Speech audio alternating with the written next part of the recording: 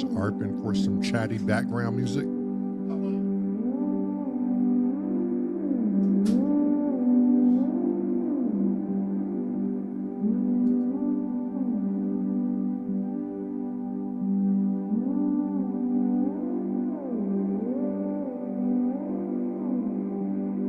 My fucking eyeball is so irritated. Is it like a sty in your eye or something? It's almost swollen. It was almost swollen shut this morning. It's maybe a touch of conjunctivitis. That's what we think it is. Pink eye. You have to what? Pink eye, yeah. Lamar said I was eating. Well, I better not go there so early. Yeah. I was a way to say, whoa. Wait a minute. Lamar said, what? All I said was you had your whole head in there? The whole head? All of it?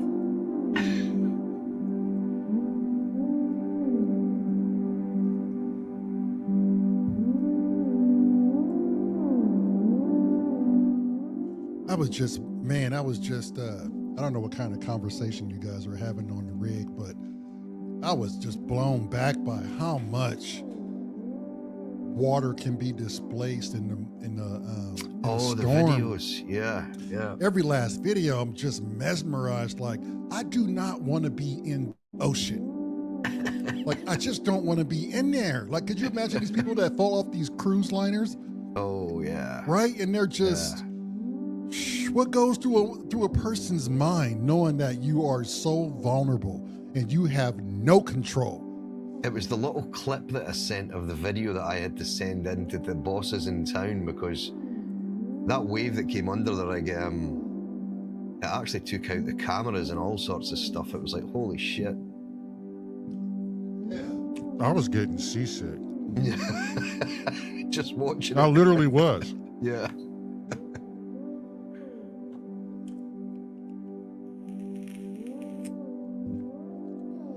I don't know. I still I find it to be so amazing that that's an actual job, and I get why you're going on extended periods, because like there's no taxi, there's no shuttling as easily as it comes. You're helicopter or boat, right? Yeah. That's basically your only two options is helicopter or boat. Yeah. And in a helicopter, in that field we were in, where the videos were taken, it was about. I think it was about 165 miles offshore. So in a boat, it was like an 18, 19 hour sail from shore to the rig. And then 18 or 19 hours back again. Damn. But on a helicopter, it was about an hour and 40 minutes up there or thereabouts. So the water's so cold, there's no chance of somebody swimming to ground? No chance, no. You ever known anybody to take a jet ski or a sea-doo and romp that shit? Yeah, I'll tell you what you do see is that, I was telling you about the standby vessel with the fast rescue craft and stuff. Mm-hmm. There was generally what the guys will do is they'll wait until it's like a mill pond, because it's amazing. It'll go from what you've seen in these videos to completely flat calm, and there's barely even a ripple in the water. And that's generally when the wind's changing sort of direction. It's like, that's exactly where the phrase "stop calm before the storm" comes. Right. And when the wind's changing direction, everything just goes completely flat calm. Then you've got the risk of fog. But you'll then see them doing their sort of, the guys on the standby vessels will launch the fast rescue craft, usually when it's a mill pond. But they will, on odd occasions, take it out when the weather's pretty. Not majorly dangerous, but not like I was showing you in these videos, but still pretty hefty waves. Yeah. And they have great fun, because that little fast rescue, it is literally like a 3-man, 4-man jet ski. But it can pull, obviously, casualties out the water and things like that. But yeah, it's pretty cool to see when they're out in that thing. But you have to dress a certain way, right? You have to have one of those life suits on or something. Not all the time, no. No, generally when you're in the helicopter, yes.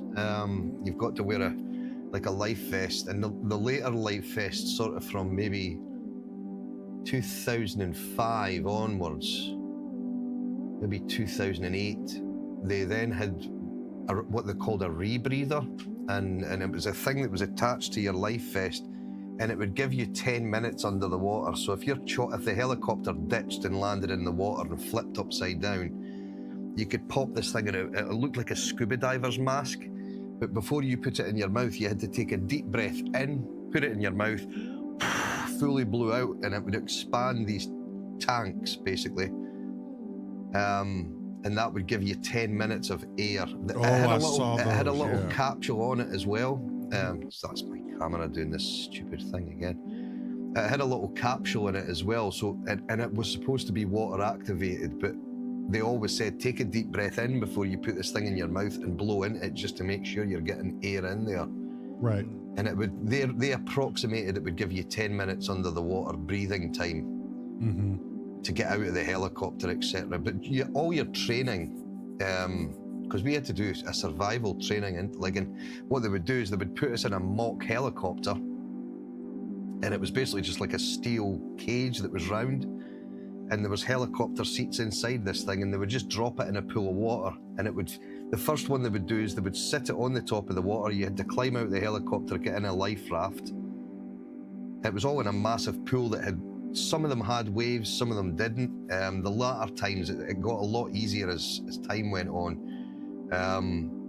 So the first one would just sort of float on the top of the water. The second one they would do, it would half submerge.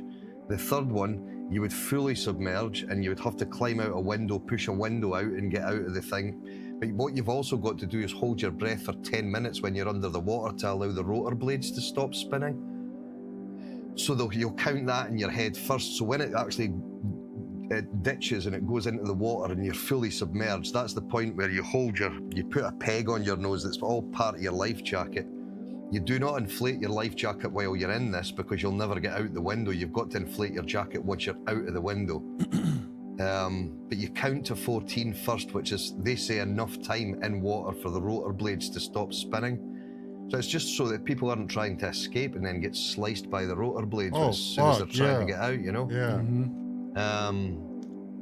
And then the fourth one that they do, it actually drops into the water, submerges, then spins upside down, and you get left upside down in the water, belted into a seat like you'd be in a helicopter with these straps over you. You count to 14, then undo your belt. And the first time I'd done it, because you're so disorientated because it flips upside down, and obviously the water's full of bubbles because it's just gone under, and all this air's coming out of this capsule. The first time I'd done it, there's a guy in there, like a safety guy, that stands and he puts his arms crossed like this inside this capsule. So as it spins upside down, he ends up doing a handstand and then rights himself. And he does it every time you're in there, but it's just in case someone panics and can't get out, he's in there to get them out. I counts to 14, and then I felt this pressure on my head when we were upside down, and I thought he'd put his hand on my head to tell me to wait because I was going to go too soon. So I'm like 14, 15, 16, 17, 18, 19, and I'm still counting. And I got to like 24, and I'm starting to panic because I'm thinking, shit, I can't hold my breath any longer here. So I just pulled myself out the window, and the guy was like, what the hell were you doing? Why did you take so long? He'd actually dove back in the water to come and get me. And I says, I thought you put your hand on my head to stop me. He says, no, dude, you were upside down. As soon as you undo your belt, your harness in the seat, because you're upside down, you drop and your head touches the roof because you're upside down. But because I was so disorientated, I thought it was his hand on my head telling me to wait. Oh, shit. But they never made me do it again, because I did manage to get out of there in the end. But I was like at 24 or 25 seconds in my head, holding my breath after this thing had gone under, and I'm thinking, fuck, I'm not going to be able to hold this for much longer, because you are in a bit of a panic when it happens. It's not a nice feeling. Yeah. I would not favor training. I would not favor in shit like that. I know myself, and I'm not a fan. I'm not a fan. It's too much. There's a lot of guys that are like that. Yeah, there's a lot of guys like that, Lamar. They just, and there's, what I used to take my hat off to is there were so many guys that used to do it and they couldn't even swim. And they would still do it because it was their livelihood, it was their job. Now, was I'm like, not gonna say I can't do it. I would not put myself in that position where I had to do some shit like that. Like Navy SEALs, they like tie their feet together, tie their hands together, yeah. and behind them, and you have to keep duck diving. Like you have to get to the bottom, shoot back up, take a breath. I think you got to do that a measure of 20 times or 25 times or some shit like that. Yeah. Or until they deem sufficient. Like, come on. Yeah, it's pretty heavy going, isn't it, really? Hey. However, the job does, I mean, from what you showed us in the video, the job looks very, very enticing. Like you do, like you said, it's a lot of camaraderie. You get to know somebody really well. Oh yeah, because you're there half your life, you know. Well, I was always on an equal rotation, so I was either away for 2 weeks, home for 2 weeks, or away for 3 weeks and home for 3 weeks. So you're spending half your life with these guys. It was a massive part of my life for 24 years. So Right. for the 24 years, I spent 12 years literally on a box in the middle of the North Sea for a full. You'd get less for murder. Would you ever go back? I would never say never. Right. But if I can help it, no. I've had enough now. I've done my bit. 24 years was long enough. Yeah. And I don't think Shona would favour me going back now as well. It took a lot Right. for her to get used to me being away. And then when I was home, I thought she would be saying, get back. But no, she's like, no, I just couldn't handle it if you go back offshore again. So I think that is the decider for me, is that Shona just couldn't cope with me being away. She was always worried. Mm-hmm. She was always worried. Well, she had every right to be, honestly. Yeah. Was it hard to get into that career? Not for me. I was very, very lucky, and I just hit it at the right time. I put one CV out to one company, and within a week, they'd called me back saying, can you come up for an interview on Friday? And I said, well, hang on, I don't even have my tickets or anything like that yet. I was just putting the feelers out. And they said, don't worry about that. If you get the job, we'll let you know and we'll give you time to do your tickets. So I went up for one interview, got through that phase. They took me up for a second interview, which is like an aptitude test kind of thing. Mm-hmm. Got through that, and then they said, right, you're going offshore next Saturday, so go and get your tickets done. So I basically had a week and a half, I think it was, to go and get my tickets done. What was the aptitude test consistent of? It was all just very sort of basic. If cog A in this drawing, and it was maybe the size of a quarter for you guys, and then cog D is like the size of a fucking wheel, but all the cogs that are in the middle of it were all different sizes, and they were all joining together, so it was like cog A is this size and it's turning right. What direction is cog D turning, and is it faster or slower than cog A, and things like this? And it was really odd, but simple when you actually see these drawings. It wasn't difficult, but I think it was just to work out how people's brains worked more than anything else, to see if you could actually think for yourself. Mm-hmm. It's so long ago now, I don't remember half the things but that was one that stuck in my mind, was these cogs, because I first looked at it and thought, what the fuck is this? Yeah. But then when you actually sit and think about it, well, obviously, if the first cog's turning right, the second one's turning left, the third one's turning right, the fourth one's turning left. So, because they're all going to go opposite, equal, so each way, each cog. Right. Smaller the cog, the slower the big cog turns. The smaller the cog, the slower the next one turns, and if it's a big cog, the faster the next one turns.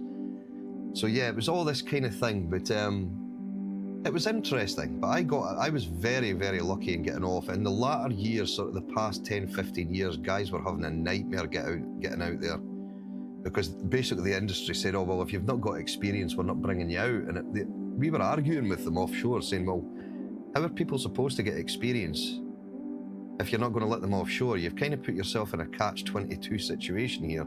You're expecting people to have experience, but if they don't have the experience and they can't get offshore, how can they get experience if you're not letting them offshore? Right. It makes no sense. So, yeah, but to be honest, certainly in the North Sea, the UK government have now pulled all new licensing on on drilling for oil in the UK waters now. So was it that much different from being like in a Texas on land situation? well, yeah, because if there's an accident, if likes of that with the Piper Alpha that I was speaking about, if there was something like that happened, you had nowhere to go.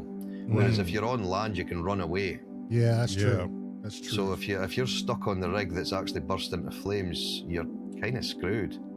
It's a wrap. And it's not like helicopters can land on it if the thing's in flames. So it's really get you off by boat or jump. So yeah, that was the difference really when you're out at sea, is there's just no place to run. Yeah. Well, I'm glad you got out of there successfully. I'm glad you had a great career. For real. Yeah, with all my digits as well. Yeah. Yeah. Because that was the most common one out there, was people losing fingers. Losing fingers. Damn. Yeah, that was very common. Welcome in, Inhibit, Satan. George G. Doommonger, Uncle Chrome, and anyone else who's lurking gherkin. There's a lot of you lurking gherkins out there. Apollo Hanzo. Jervis seemed to have us 365 days knocked out. Yeah, I just jumped into that at the last minute tonight. Yeah. Mm-hmm. Yeah. Got his kids in and out. Yeah, it's always cool when you get to an achievement. Yeah, you milestone. Yeah. Oh yeah, for sure. And it's nice to know that Jervis started out one way, but and again, people told him, "Oh, you're fucking wasting your time." Yeah. And Jervis would listen, and then he realized to go fuck yourself. Yeah, exactly. Yeah. Uncle And, Chrome. he's got his loyal followers all the He time in does, there now. right. Yeah, And he's getting more and more. Shit, he's up to 54 viewing now. Yep. yeah. Uncle Chrome asked, would you work a job that was isolated?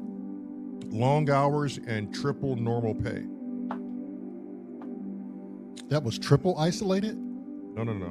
Would you work a job isolated with long hours and triple normal pay? Like triple time is your normal pay. Shit. I guess that would depend on the situation of the person in need, right? Well, that's kind of what offshore is, really. Because offshore is definitely isolated because you can't go anywhere. No worries, Satan. Lurk all you want. Drive safe. Drive Simply safe, Aiton. Yeah, see you later, Aiden. I would definitely do it. Depending on what it was, I would definitely work in an isolated environment. Okay, but see, this is the thing, though. Yeah, depending on what it was, you gotta want to do this, right? To forfeit some of your life. This has to be a job that you would want to do. Like, oh, I really want to do this. If it's something somebody's saying, oh, this is this type of job, and you're like, yeah, but I don't want to do that shit. Go, fuck that job. For me, it was purely financial. It wasn't a job that I always wanted to do. It was, I'd originally set out to do sound engineering. So I put myself through college and got into just started in my second year of sound engineering, doing it. I was doing an HND and then going on to do a degree. And I'd done the HNC, then which was the first year. The HND was then the second year. And then I found out at the start of the second year that my ex was pregnant with Caitlin. So I had to make a decision then because I couldn't carry on and go and do university because there was a baby on the way. So I had to get my shit together and go out and make some money. Yeah. Basically, to basically provide. Right. And that's what forced my hand. Was I finished the HND with my audio engineering, so I did get my HND, but I never got my degree. And as soon as my college course was finished, that's when I put applications out, because as I was doing the college course to do my sound engineering, I was still spraying cars at the time, because that's what I'd done before I went to college, was spray painter. Right. Which is similar to Kent. Kent done panel beating Right. for Yeah. cars. Yeah, and that was my career before I went to college, but there was just no money in spraying cars, so I thought, right, okay, I'm going to set myself up with a recording studio. But that all fell to bits because, and for a good reason, it was because Caitlin came on the go. But that's what forced my hand to go offshore, and it was purely financial. That was the only reason I gave up half my life for 24 years. Yeah.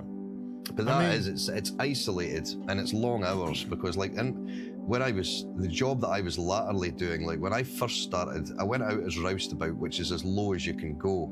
And you're basically just like a deckhand, working boats, getting the equipment on board, laying out drill pipe and all this kind of stuff. And then you would work your way up. And I went up onto roughneck, derrickman. I had a problem with my back, so I had to come back down from derrickman, and then I went into assistant crane operation for a while. And then they brought in what they called deck foreman, and you were basically in charge of the decks then. And they'd done away with assistant crane ops, so the assistant crane op job that I had was basically cancelled. They no longer wanted them because they thought it wasn't worthwhile offshore on these fixed platforms. So I went out as deck foreman, and then I went from deck foreman into drilling stores, which was an office job, and then I went from drilling stores into basically complete logistics. I was self-employed then, and basically organised everything for the drilling operation. So I would organise all the people, the costs, boats, helicopters, all that kind of stuff. God, way to move up, Scotty, you big brain son of a bitch. It was no brains. It was nothing to do with brains, because that's one thing I am not, is massively clever. It was just being in the right place at the right time and busting my arse, really, to be honest with you. It was that's one thing that I found good out there, was if you worked hard, they seen it. Because you're in such a small environment, it was always noticed. They would always notice the guys that were lazy, and they would always notice the guys that always put that bit of effort in, and the ones that made the effort got moved up the ladder quicker, you know? Yeah. So it was really just dig in and get on with it. You're out there for a reason. But my when I was the self-employed wise, I was out there, like, it'd be like a 3-week stint, and I'd be doing anywhere between 12 and 16 hours a day for the 3 weeks that I was out there. It was no walk in the park. Once you clocked in, it was... Yeah, you're on the job, that's it, yeah. Yeah. But so it was long hours, but and it wasn't an hourly rate. We were just on a fixed day rate. But sometimes you just had to do it, and it was feast and famine, because some days, if the weather was up, you'd have nothing to do. Like those days that I was videoing the screen that I sent you the videos of the sea state, there was nothing happening. So me and the drilling supervisor would just be sitting there shooting the shit all day because we wouldn't get any work done. But it's just part and parcel of the job. Feast or famine. And you sent that Discord, Meryl Darrell, if you're listening, can you show that video, the 3-minute and I think it was 50-second one, where the fucking waves were rising underneath the rig and submerging all of the, looked like some sort of roping gear, or that was the drill. Oh, that was the drill? No. Yeah, that was basically it's what they call a subsea riser that comes up to the underneath of the rig. But when the sea gets up like that on a semi-sub, the ones that float, which was where that video was taken, you disconnect from that, and it's just held by wires. And then once the sea calms down again, you pull the whole thing back up. Oh, okay. That then connects to a thing called a BOP, which is a blowout preventer. So if there's gas comes shooting up as you're drilling, it's like these shears cut the drill pipe. There's 3 shears that come through, and it's like a safety. So no gas comes shooting up over the rig and the rig explodes. It's basically the BOP is like a massive valve, but these things are 80 odd tons in weight. Yeah, the machinery out there's colossal. It's impressive. It's impressive. Was it mandatory that you went home, or could you stay? Sorry, what was that? Was it mandatory that you had to leave to go home, or could the individual stay? No. Well, early days, yes, you could work as long as you wanted, but because there were so many incidents and accidents out there, you were then restricted.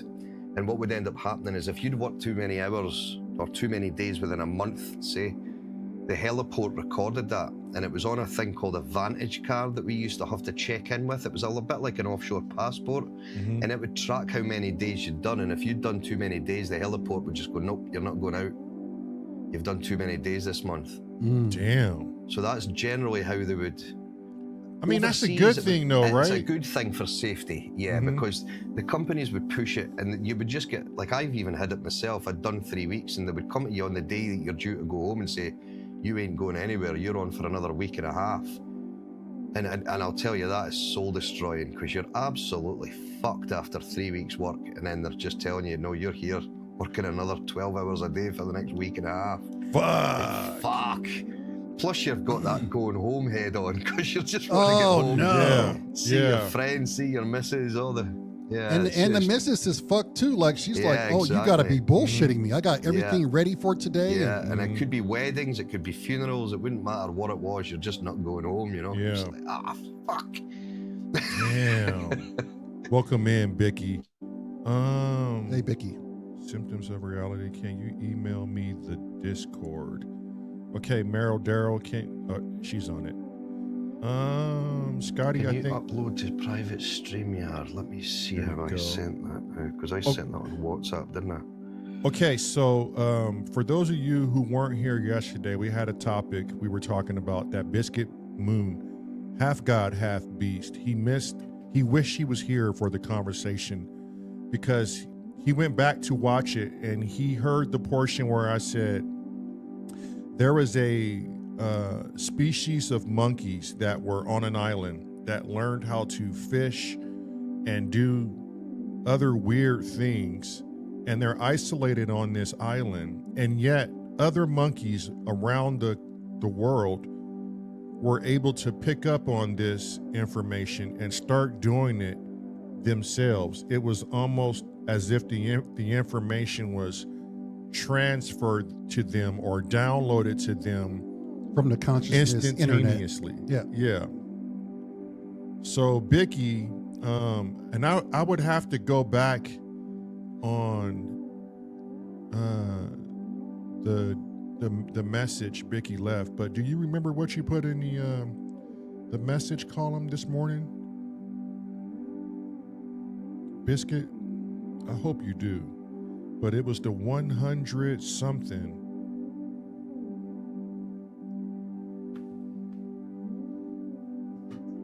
And it's just a strange thing. I still wasn't able to find the scientist who discovered it. Something about the 100th monkey theory. Yes. There was a sign. I still can't find him. I'm looking. I saw he was mentioned on Joe Rogan's podcast. So now I'm trying to go back to see which Joe Rogan podcast it was. But yeah, I just think it's the strangest thing where a species can, out of the ether, download information an isolated species just thought of or just made their life easier and felt it needed to transcend the entire species via the ether. But do it subconsciously. Like, they don't know to do that, right? At least we don't think. Which in turns means conscious thought is open source. Yeah.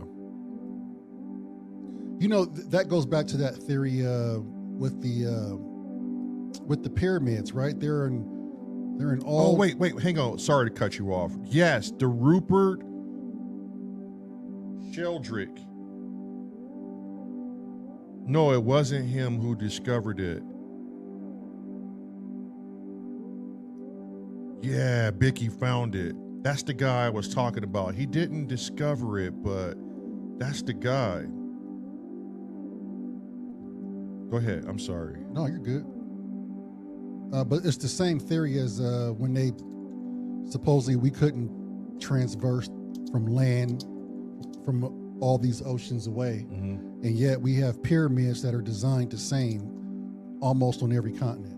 Well, now they're starting to say that the Egyptians were smarter than what we think, and they somehow had the boats to navigate from African waters. Do you realize how that sounds? All the way through the rough Atlantic. Do you realize how that sounds? That sounds wild to me. It's like, and the blueprints of them are not. If that were the case, then they would all look like the pyramids from Egypt. These are different. They're styled different. They're built similar as a pyramid, but that doesn't make any sense to me. And these are what, over 10,000 years or more. How old are these pyramids? We don't even know, do we? Yeah, I mean, they have a rough estimate as to how old they are. You can't sit here and How old are the pyramids, Chrome? Fucking old. I thought there wasn't even an accurate way to date them. Right. Like, because they couldn't carbon date them. Right.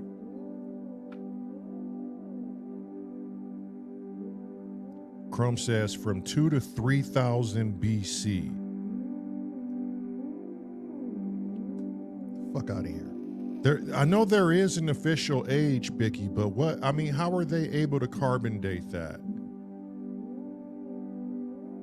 I mean, this is 2 to 3,000 years before Christ. And you telling me people were navigating ocean waters, the Atlantics? All around the world. And going around erecting pyramids. The North Shores of fucking Scotland? Come on. What type of boats were these? I mean, are we supposed to believe too? This is before Christ, right? Who was the guy who built the large boat to save all of the animal life? Noah. Right? That's during the period of Christ. We're talking 3,000 years before that. And come on, do you really believe Noah built a 2 boat? to 3,000 years before? Add another 1,000 if possible. But do you really believe some mythical man built a boat to harbor all of the animals around the world to save them from a catastrophic flood? That just doesn't sound possible to me unless you believe in magic. Fuck me, you'd need a bigger boat nowadays anyway with all the different fucking genders we've got. Right? What would it take to engineer that, Scotty?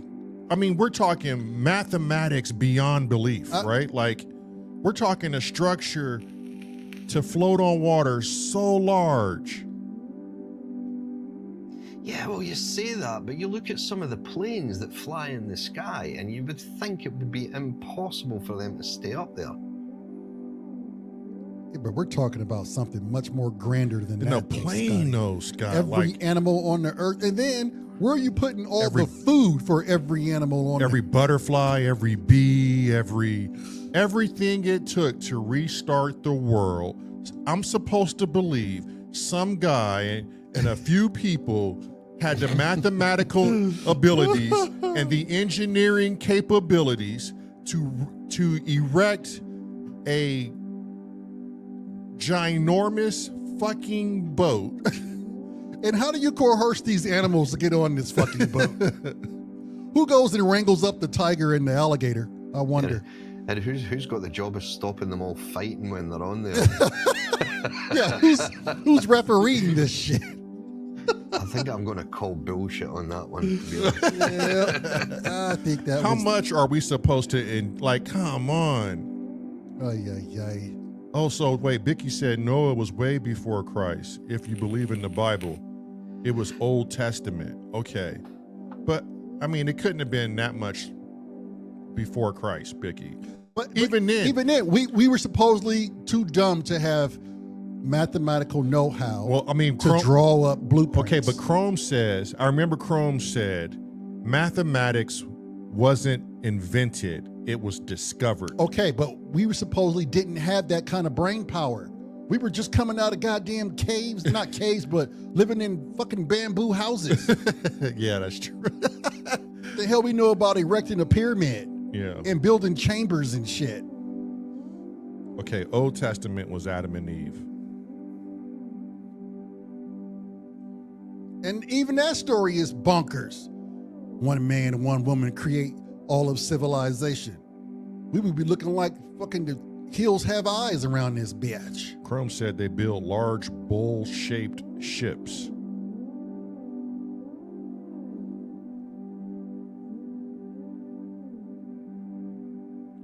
Other Christian civilizations have Noah flood as a myth.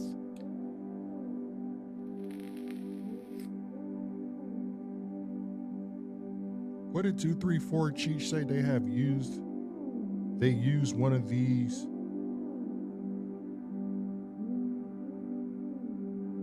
Used one of these at a coracle, What's a but bigger. cor- What's a coracle? It's a cortical. Look that shit up, Scotty. This dude better be. If 2-3, you better not be smoking some weed. Or you better. Or you better. No, a coracle is a boat. He said if it ain't Greek, it ain't even slightly true. By the gods. By the gods. By the cock of Zeus himself and the bosom of Aphrodite. Aye. Aye. Well, I've just learned Might. something new today because I'd never heard of a coracle, but I have now. Yeah. Bring it up, Scotty. Let's look at it. What the hell is a coracle? Let's have a look here. Let's see. That's a good one.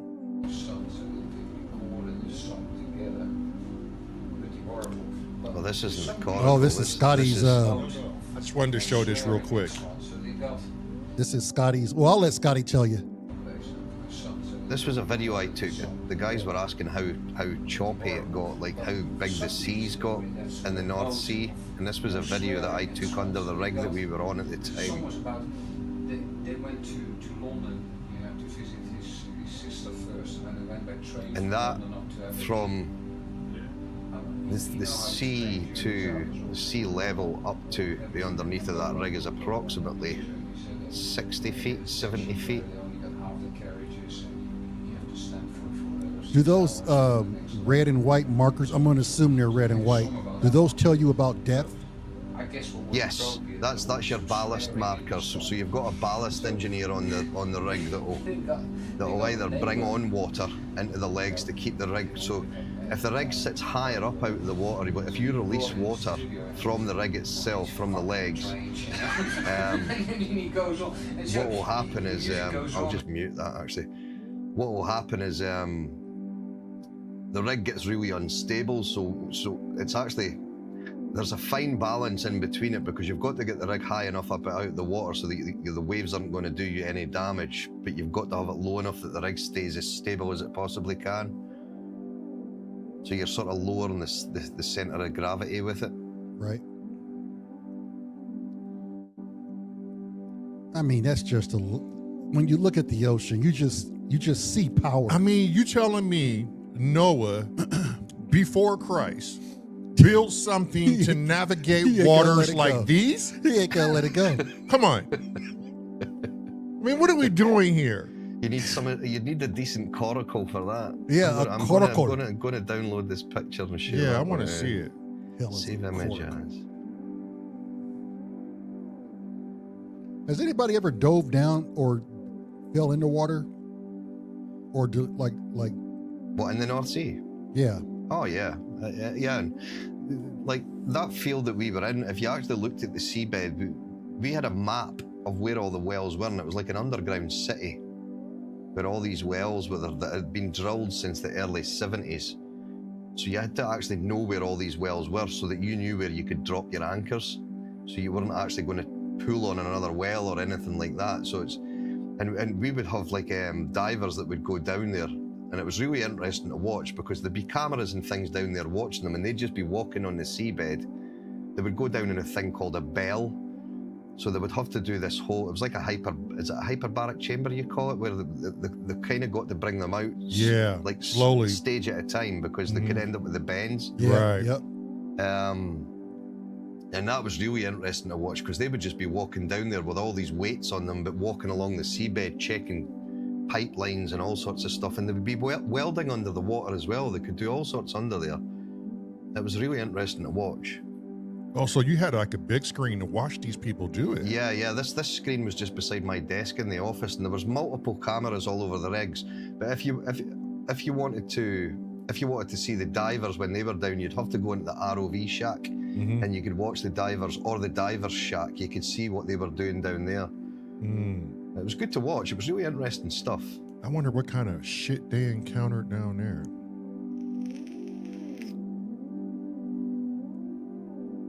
Not much, to be honest. Just kind of look like you're in the middle of space somewhere. That's it. Over now. I'll get this coracle picture. Let me have a look at it. Here we go. So if I go present image file. Wagyu said giant wood lice. Giant wood Open. lice. Wagyu comes out of the fucking blue, Yeah, he doesn't he? does. Giant wood lice. Right, that's it in the green room now, the coracle. I'll remove that video, but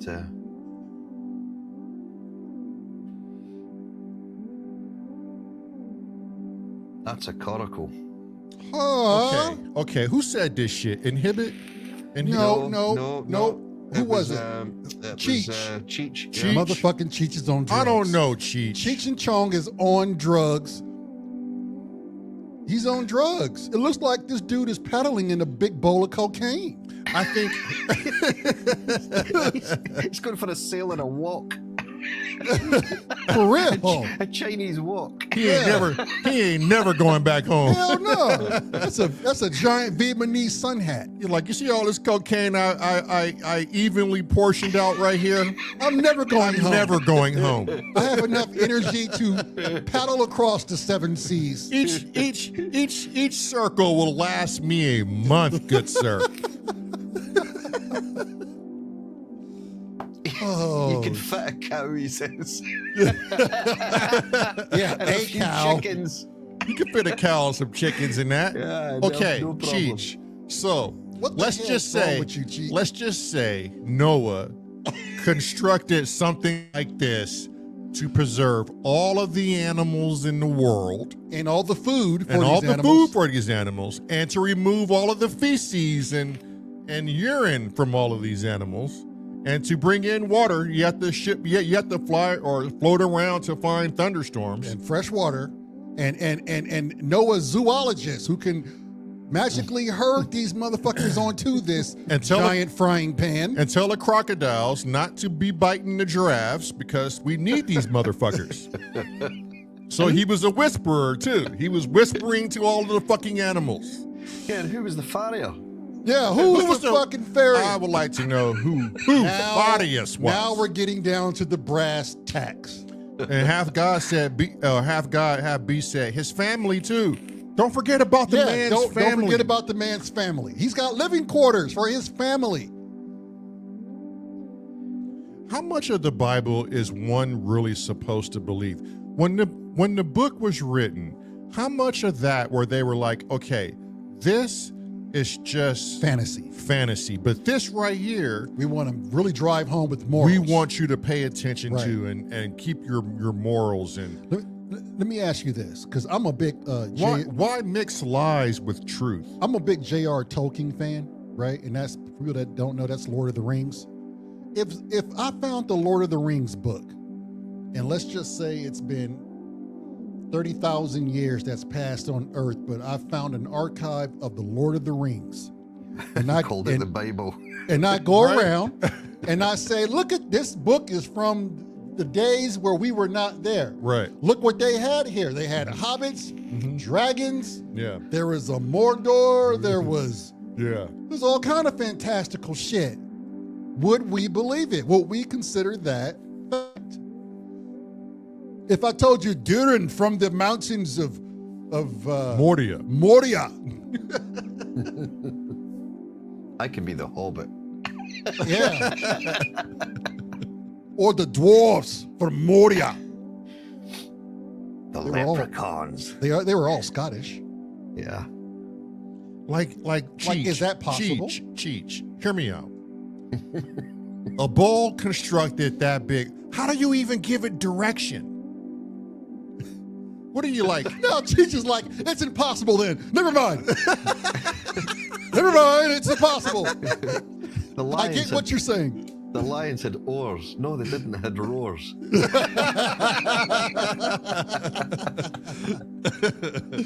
Oh, yeah. Could you imagine a lion just looking at a gazelle like, how long am I going to sit here and let this motherfucker dance in front of me? I'm about to eat his ass. He's seeing you paddle side to side.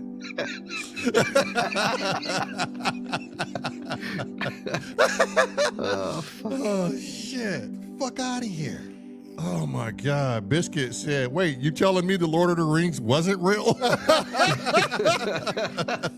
But that's my point, man. Oh, fuck. If we had found the Lord of the Rings instead of the Bible, what are we saying here? Yeah, Doom said there are people who actually believe the Lord of the Rings is real. There you go. And that's the power of belief. Yeah, power of belief is scary. If I can get anything across to you, fellow motherfuckers out there, it's the power of belief.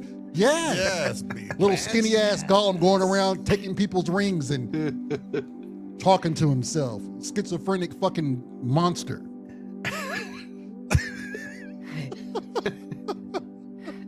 I don't want the ring. It's a His mind. fucking voice. My precious. A good film though. Yeah, it is. Good film. Psh. And they're gonna remake it. They're gonna remake the entire fucking thing and use some of the original cast. Do you think they could beat the originals? I don't know. Well, I'm watching the one I on don't know. Amazon Prime, The Lord of the Rings. Ring It's- of Power. The Ring of Power is all about when the rings were made and how the power was distributed, and how Mordor had become, how it became Mordor, and then Sauron and all those, and how Gandalf landed on Earth from a star system, and it's really fucking good. Yeah, because there were stories about Legolas and the Aragorn before any of that cracked off. Because remember, the Aragorn is 500 years old. Well, this is well before Aragorn. Yeah. This is like thousands. Right. Okay. Here we go. We're gonna put ourselves in Cheech's shoes. We're gonna put ourselves in Cheech's shoes and say some outlandish, crazy shit with no thought about it. We're gonna put ourselves in a peculiar situation. I want to see what you people would do. Scotty, Yes. you exit your home. You were approaching your vehicle. Someone hit you on the back of the head, knocked you out unconscious.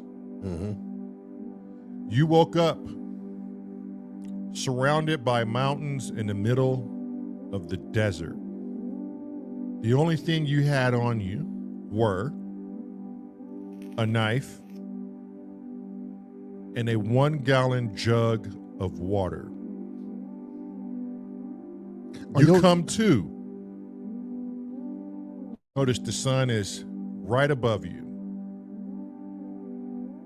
You have all the clothes you walked out Okay, with. that was my question. Was your nuts hanging out? You have all the clothes you walked out with. What is the first thing you do? Shit. And this is supposed to be critical thinking. So, I mean, this is for anybody. So you got a It's knife, totally subjective. and you have a gallon of water, and you're fully dressed with shoes. There's no right and wrong answer. And you're where in the middle of a desert with mountains around you? Is that what you said? Surrounded by mountains in the middle of the desert. And for those of you who don't know, my brother and I took search and rescue courses, so we're not going to participate in this. It's more geared for people who haven't done the studies. Well, I would be looking roundabout first of all to see if there was something that I could mark where I was.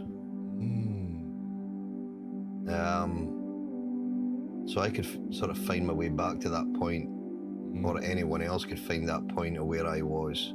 How would you do that though, Scotty? How would you mark about where you are? Well, if it's purely desert, and you're You're saying surrounded by. You said you're surrounded by so mountains. there's too. no trees, there's no nothing. It's just desert mountains, or is there trees? Right, Is it's there- just desert. It could be like Joshua trees, shrubbery, bushes, typical desert landscape. landscape. Well, probably the first thing you'd want to do is set a decent fire so there was smoke going somewhere.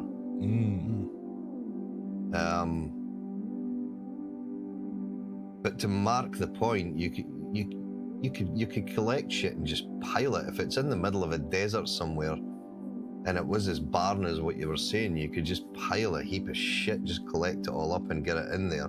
I think before I set off anywhere, I would mark the spot where I woke up. I think that's the first thing I would do, and then I would have a fixed path. I would try and work out how to have a fixed path, whether it's heading north, whether it's wherever you think, and just keep heading north. And just keep leaving marks where you've been. If you do that, then if someone finds that spot where you are in the first place, then they find the second one, then they know you're heading north. Okay.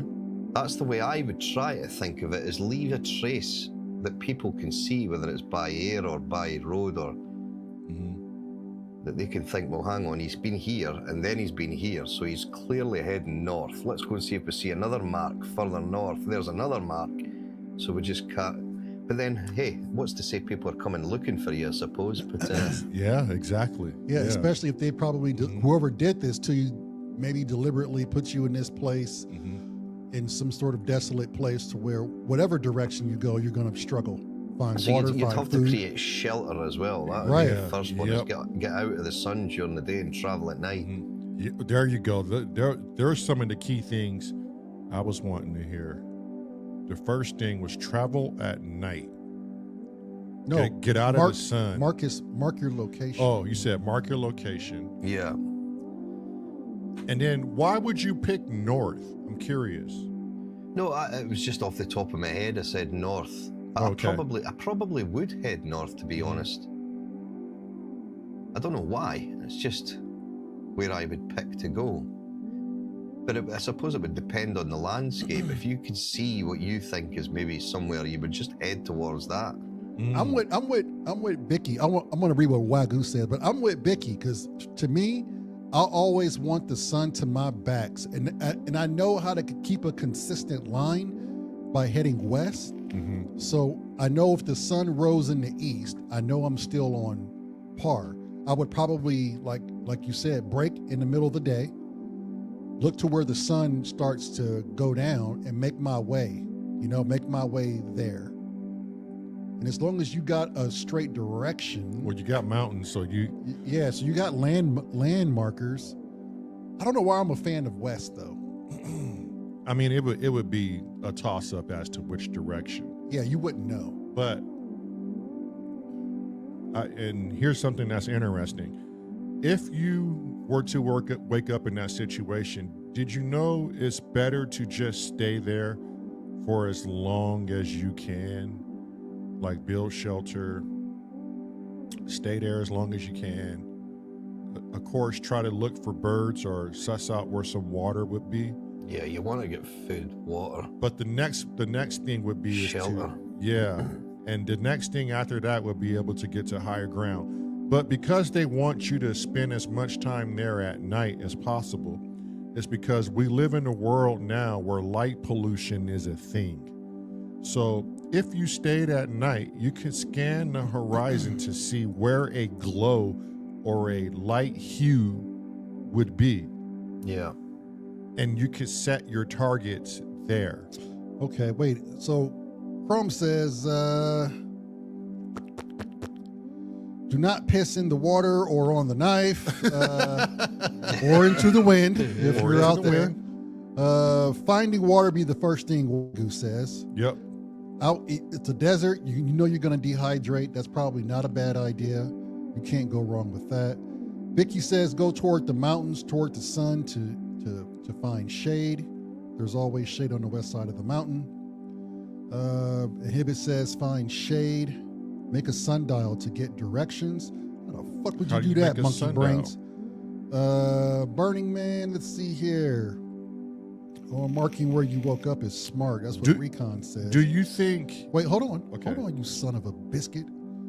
No pun there, Moon. But Wagyu says, I've done that thought experiment thinking of random locations somewhere like Chad. You could be heading toward the bulk of the Sahara or such. Right. Yeah, you can actually put yourself in a more dangerous place. Right. Yeah. Yeah. But if someone dropped you off there, let's keep the main thing at hand here is if someone dropped you off there, there would have to be some tracks you could follow back. I mean, you were knocked out. What if they fucking brought you in by helicopter? Yeah.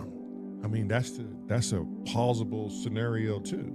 What you Or you gonna could have do? been out so long that there was a storm and all the tracks have just been hidden by the sand. Yeah, or the wind blew all that shit over. We're talking the desert. I often ponder too, if I woke up like that, it's clear that somebody wants me to survive, because clearly they gave me a gallon of water and a knife. So this is, if they didn't want me to survive, I wouldn't have anything and I would just be, toast. But that's a potential weapon. You've got means to survive. You're surrounded by mountains. I mean, that to me is a situation set up to win the game. Yeah, You definitely travel at night, leave a marker of where you originally started is very smart. well, and they say too, when you're in that situation, what kills most people is they panic, They panic. Like- And they don't drink the water. right? Because they think by saving it It's or doing, or drinking small sips, when it's been proven, drink a lot so your body doesn't overheat. But Right. a lot of people, especially when they're in the woods, and and they tell you when you're in the woods and you figure out you're lost, the moment that you figured out you're lost, park it. park it, because chances are, statistically, you're only a mile or two away from a main road Yeah. and or your camp. or your camp. Yeah. People panic and they just start to walk to try to find their way out of there. So I would say, if anything, don't frickin' panic. Yeah. It may be scary, but if you panic, it's kind of like you're setting yourself up for the worst. Yeah, it's a So- tricky one to know how you would react unless you were in that situation. Right. eh? Yeah. And it's to me, those are great things to sit and think about. Like, what would I do in this situation? I mean, growing up in the desert like we did, the wildlife is abundant if you know what you're listening to and what you're looking for.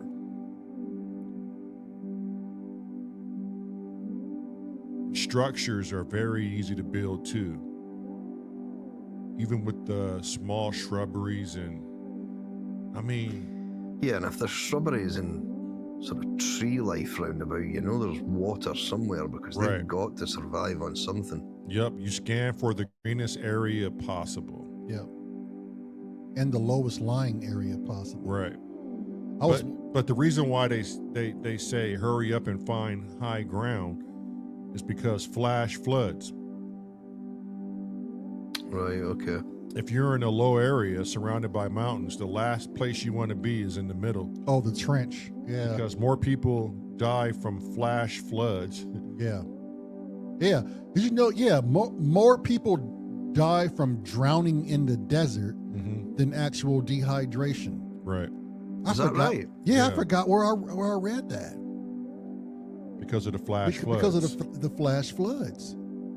Isn't that interesting? It could be raining 20 miles away, and then that water's headed towards you, because the desert is not going to absorb that water at all. It's too dry.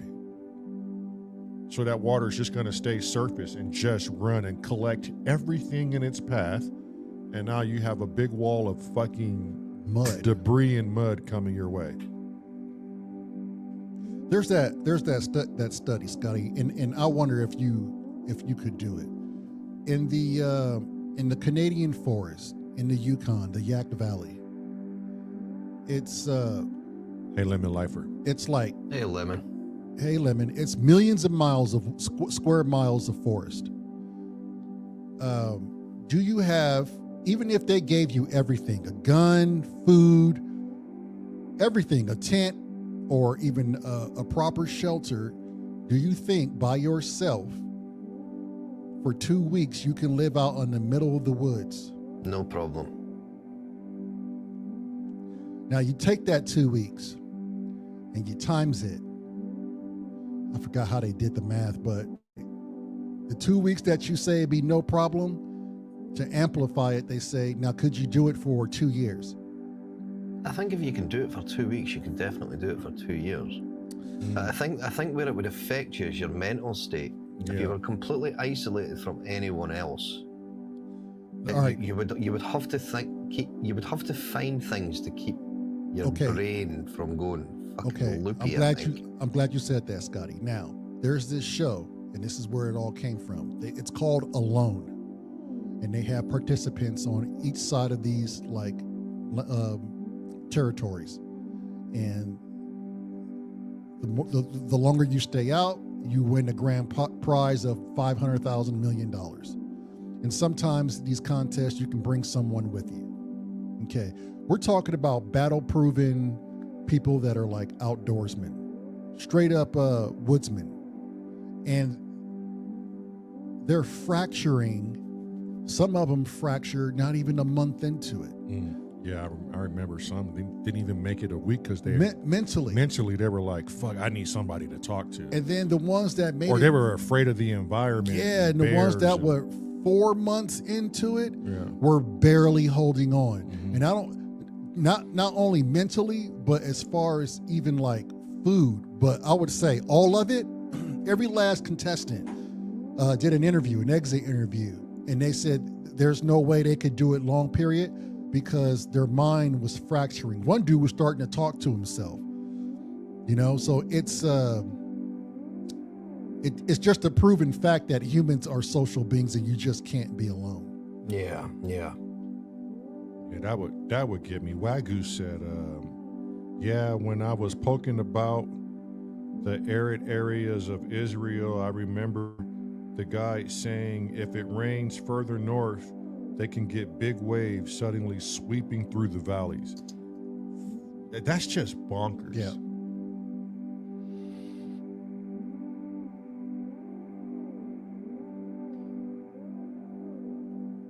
Yeah, I think the mind would be I think surviving, I would be okay. I think it would be the missing of human interaction. Yeah. You ever hear that yes theory that's on YouTube? These guys have this YouTube program called the Yes Theory. No. They found this place. It's like a deprivation place. You go into it, you pay, you go into this. Is it like a little hotel? I would imagine. Yeah, it's a hotel buried, and then room buried, a room buried in a rock or something. And then you go in there, and it's pitch black. And I think you can stay for 5 days, 24 hours. Yeah, the most is 5 days. The most is 5 days. And so one of these members from the Yes Theory went and subject themselves to 5 days in pitch darkness. I mean, it's a bed, it's a bathroom, it's a toilet, sink. Food was delivered to you, right? But no light, just darkness. No TV, no radio, no cell, nothing. And they served the food to you under the door. So light never broke. Right.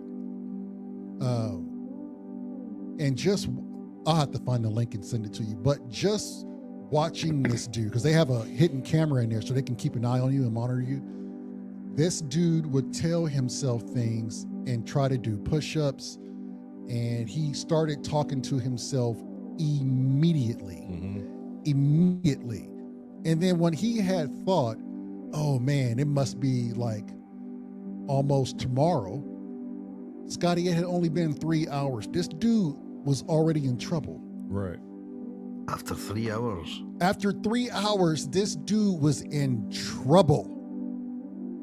And his eyes never adjusted. It was always black. And he had to do what? Another 4 hours and 4 days and 18 hours? Or whatever however long he was in there? Yeah, he said hours went by like crazy. Like, man, he said it seemed like he was in there longer than 5 days. Yeah, I'm with Bicky on that one. He says, what's wrong with talking to yourself? I do it all the time. So do I. Yeah. Yeah. I think most people do when they're on their own. Especially if you're pissed off about something. There's one thing of being Set on up your an argument with someone to with yourself. yourself. Yeah. yeah. I do it a lot in the car. Yeah, Yeah. fucking. But you're in the car. You got light. You got people. Yeah. Well, Yeah, I know. let's talk about that. You're not with people. You're in the dark. You can't even see yourself. I talk to myself when I'm under horses. I talk myself through the next step, and I talk to myself, okay, what am I really gonna do here? Like, or man, this is weird. Never seen this before. How do I? And then sometimes I'll catch myself, and then I'll look over my shoulder, and either Meryl's looking at me or the client's looking at me.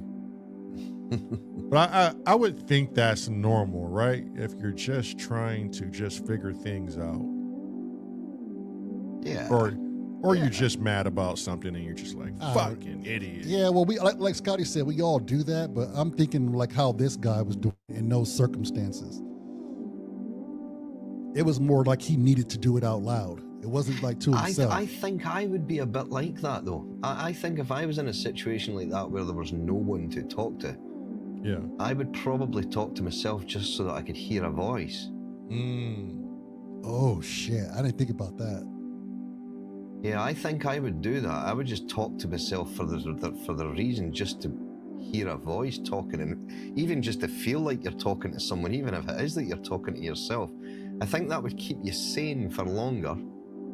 Maybe sing to yourself or something, right? Go through all these songs you know or something. Exactly. And if you're doing a job, talk your way through it and things like that. Just things to keep your vocabulary going and that you're hearing a voice and it's not just deadly silent. Yeah. I think if it was dead silence all the time, and if it was in somewhere dark even more so, because I think depression would set in so quickly because you're just mulling. He said when he would dream, it would be like some dark or some light, but when he opened his eyes, he couldn't distinguish if his eyes were open or closed. That'd be so fucking weird. It's so fucking weird. So you'd be like, am I sleeping with my eyes open or are they shut? Right. He spent a lot of time sleeping. Oh, so at the end, when he comes out after the 5 days, light and everything else, he described it as something you would have to experience. His vernacular wouldn't do it any justice. Damn, that's crazy. I remember Did you that. see what Prom said? You'd fucking shit yourself if Black Jesus answered you back.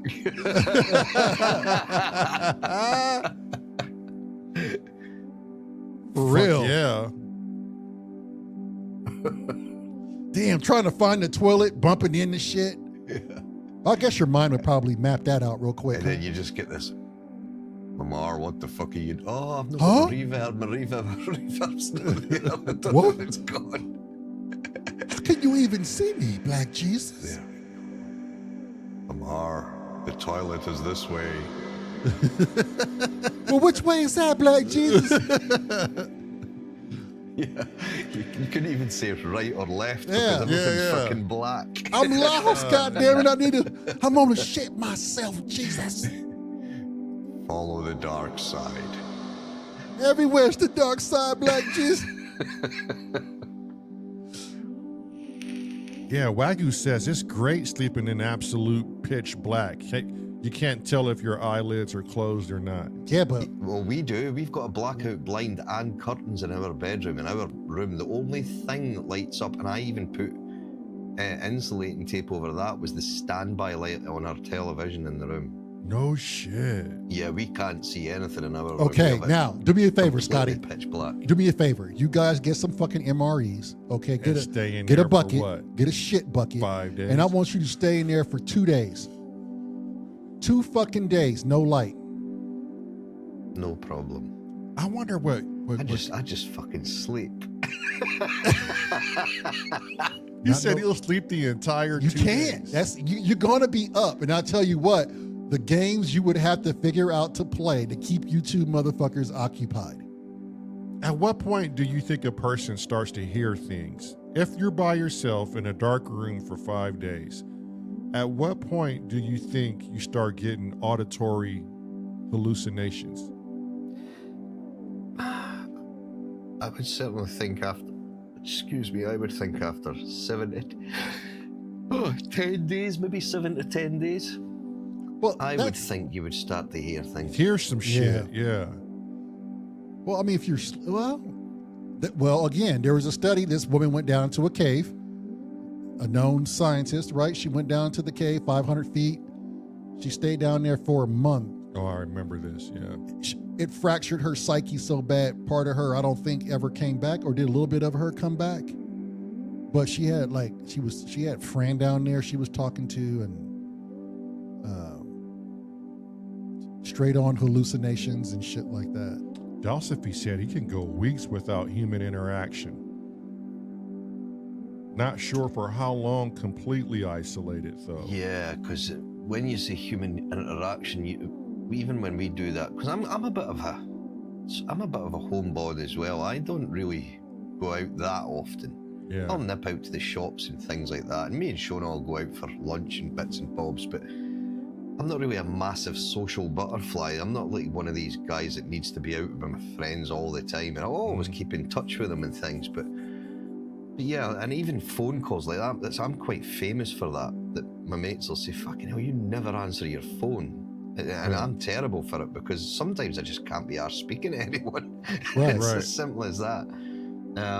Same here. But I think you could go for quite a while not seeing anyone, but you've always got TV, you've got internet, you've got your phones, you've always got some sort of contact with the outside world to make sure that. I think if you were isolated, like what you said to me, on a desert somewhere, you'd be thinking, is this it? Is the fucking world over and I'm the only one left? All that shit would start going through your mind. Right. Why am I here? And you've got no contact. You've got no way of finding out. There's no newspapers. There's no internet. There's nothing. Mind you, where's my wife? And anyway. what is my wife thinking right now? And so many emotions. It's easy for us to sit in here and just think about it and what we would do, but to honestly be in a situation where you wake up in the middle of nowhere, it'll take time for you to calm down. I think so many things are going to be bombarding the mental. Yeah, it would take at least a few hours to calm down and like, okay, what do I do? And then not only what do I do, but this decision has to be the right decision. Well, I think the decision that you make when you first wake up, say for that, if you were dumped somewhere, you come up with a plan as early as you can and you stick to that plan. So if you say that to yourself, because that's probably when you're thinking at your most like cohesive thoughts, is when you first woke up. If you get past that panic stage, then come up with a plan. Don't steer away from that plan unless it's a conscious decision to say, well, this isn't working here, I'm going to move to that, I'll go down that way. But even at that, I would say that the decision that you make, if you think about it long and hard for what you're going to do to what you think is the best thing for you to survive, don't stray from that, because I think as the days go on, your mind will start playing tricks with you and you're in no position, you're in no mental state to be making decisions anymore. Yeah. So I think you probably make the clearest decision when you first wake up and get past the panic stage and think, right, okay, what am I needing to do here? And say to yourself, right, I need to stick to this. No matter how much I panic, I need to stick to this rule that I've said. This is the way we're heading, and that's the way I'm going to go. Let me ask you this, Scotty, since you brought that shit up. Let's just say let's just say it was an extremely racist pair of people. They were just racist against a particular race, and they put those two people on a desert island. Plenty of food, but they're there together. One can be on one side, the other can be on the other. How long do you give it until that bullshit stops and they start talking? That's a good one. Since we already established that the human psyche needs the socialism of the other, how long do you guys give it until that barrier breaks down? I give it 2 weeks. If they're bullheaded. I give it less. I'd give it less, especially if they were sitting there eating fucking banana flavored cookies and not sharing them with me. Hey. Hey.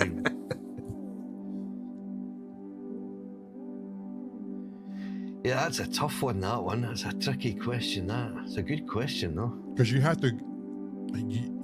to override hate first off, right? Mm-hmm. Yeah. You got to override everything you were taught about another person's color or their culture. And then once you override that, the next thing would be, do they know I'm racist? And how do I start a conversation? It may take a couple of days just to ponder that. Yeah, for real. Dow said racism is a luxury. At that point, hell yes. It fucking is. That's It very is. true. Yeah, and I think any racist, if they were a genuine racist, I think that would be completely gone in a situation like that. If there was only you and someone else, Mm-hmm. that racist, that whoever it was, would just be instantly, okay, they'd maybe feel a little bit uneasy, Mm-hmm. but I don't think they'd voice it. I think they'd think, right, well, we need to stick together here because it's the only way we're going to survive. Yeah. Dow said that shit is something that you choose to do, right? But given the You circumstances, said it's a luxury. it's a luxury. Wow. But putting you on a fucking island with somebody that you hate, it ain't even got to be racism. It could be somebody that you actually fucking hate as a person. They got your worst nemesis. How about this? Kent Spong and Donald Trump on an island. How long do you give it until those two start playing grab ass with each other? Or how long do you give it until Donald Trump's got a CS-80 wrapped around his head? Oh my God. Fucking hell. Oh, You know what I come to realize over this time doing YouTube and trying to get this 1 year done is I find it real easy for people to armchair like quarterback things, to make things seem like they're not so bad or it's just easy to do, and not put yourself in that individual's shoes, you know? And just by him saying that, two racist people stuck on an island or two people that hate each other stuck on an island, I bet Kent Spong and Donald Trump will come to terms that, hey, this is the cards I was dealt with, and this is how I'm trying to do it. And then Spong will be like, well, these are the cards I'm dealt with, and this is how I'm trying to do it. And somewhere, they'll find a happy They would medium. find a happy medium, yeah. yes, Yep. yes, That's human nature. Human That nature. is human nature. human nature. And Wagu's right. It will be the fighting would pass time, but think about that. You're breaking down your barrier just to have that human interaction to fight. Right. Because Yeah. you can't do it by yourself. No. But there is also the fact that that happy medium will be found because it's between two human beings that are trying to survive, and there's no power trip. There's nothing to be gained by one of them getting one over on the other. They're equal. And this is what the trouble is with everything that goes on nowadays, because there's no greed involved, so that happy medium will be found. Right. And they need each other on this island. They need each other. Yes. Racism is also a team sport. Damn, Dallas. Damn. It Not is. only is it a luxury, but it's a team sport. Just ask the Grand Wizard when he invites all his clansmen over to have a racist party.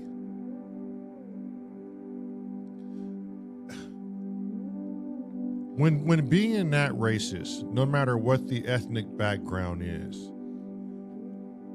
how much of life are you missing? Because you're not eating ethnic foods.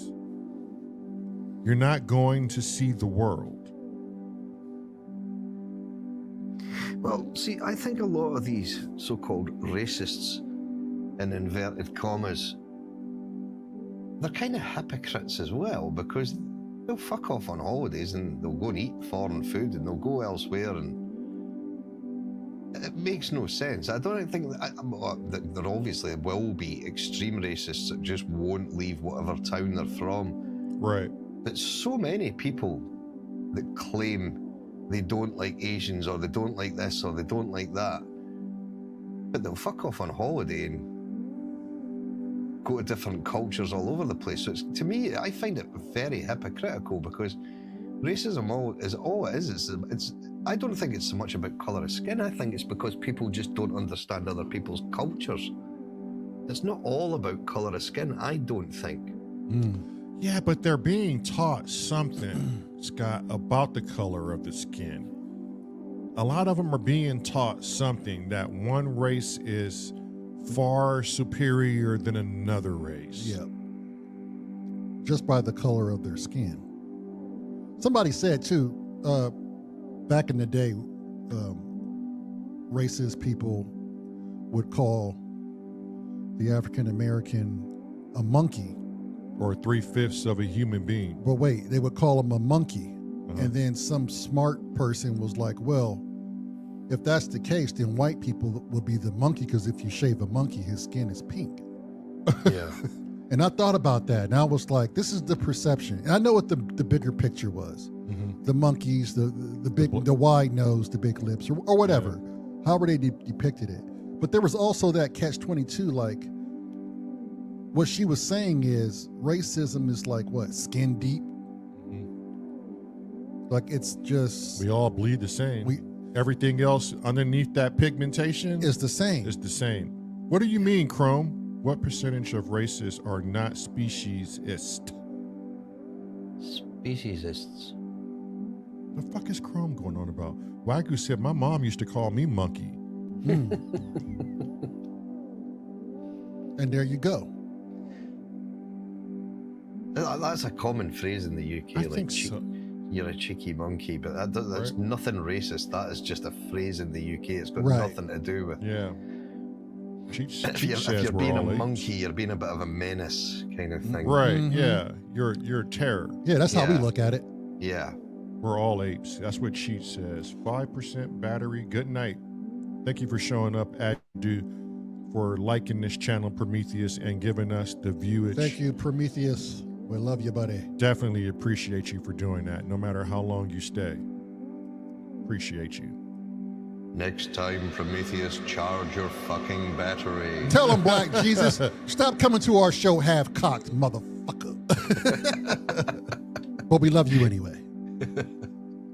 Dalsophy says we're all a shade of red. You know what I always, Dow, you and I are cut from the same cloth. You I know wish why? you would come on this damn show and come You want to talk know with why? us. Because as a kid, I remember I used to hold my hand up to the sun, and I could see all my veins, and I can see like the translucency of me, and I would be like, oh wow, check or you would this do it out. with a torch. If you held a torch on your hand as well, that was another one. Right. You could see the light of the torch shining through your skin. So we're like translucent. I wonder what it is for like a extra dark person, like a so black they blurple, like blue, purple, black, blurple. One of my really good friends, he is very, very black. I mean, really, really dark. Yeah, his mum's probably similar tone of skin to you guys, but his younger sister is really light. His dad is kind of similar to you guys, and his brother is probably lighter than his sister. And it's all they're all from the same family, and all their colours are so different. The mum and dad are very similar, like Marlon and her hubby are very, very similar. But Nigel, he's as black as the ace of spades. He's really, really dark. That's crazy. And from the same lineage. That's completely different skin tones. That's amazing. Which tells me the story that exactly what you're saying. We're all the same. It's how could we not be? As I'm trying to do it now, with this light is not bright enough. Right. But I'll tell you what's good for it is your phone torch. You know me, Scotty. Let's get to the brass fucking tacks of it, buddy.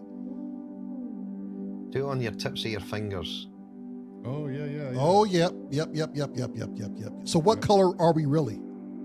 Any guess? We're all fucking red. I think Shades Dal of is on red. something.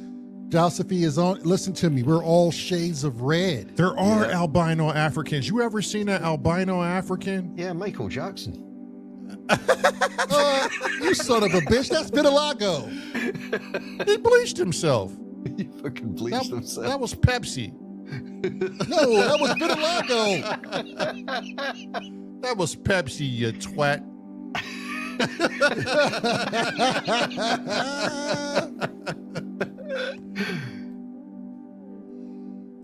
I have seen an albino African. I thought that was the freakiest thing ever, because his hair was like really tight and nappy. The nose was wide, the lips were big. I was just like, yo. Cool my soup, you white mother, black mother brother. There's Wagyu saying, unfortunately, a lot of albino Africans get picked on by their own tribe for being Oh, of different course. too. Of course. Of course. Because that's the human fucking way, Scotty. That's what we do to each other. Yeah, if you're We got different, nothing, yeah. Same bloodline. nothing better to do but to hate each other. You think if we was all the same color, this goes for everybody. If we were all the same race, all the same color, just one continent, right? Do you still think we would be racist? Yeah, by the poverty, by the way we dress, by the way we carry ourselves, by It would be like class racism. yeah. It's the fucking human Would way. it come down to like eye color? Yeah. Oh, you Yeah, green-eyed hair- freak. Yeah, shut up, you blonde fuck. Yeah. You red hair savage. Yeah, Chrome said more so. Wow.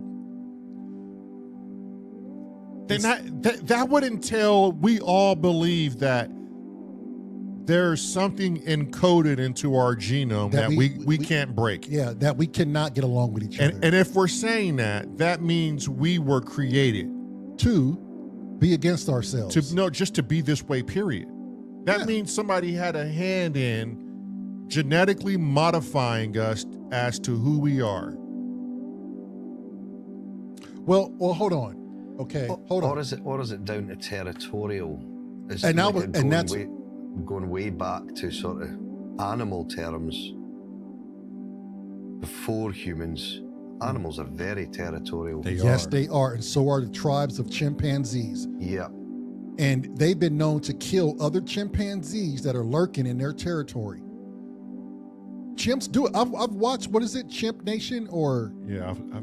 Chimp Empire? Even meerkats fucking do it. Chimp Empire. Yeah. Those tribes were vicious. They went out and strategically, purposely killed a member of the other tribe, tore him apart, and left the body so the other ones can find him. If that's not like what humans would do, then I don't know what is. He's different. Get him. Fuck.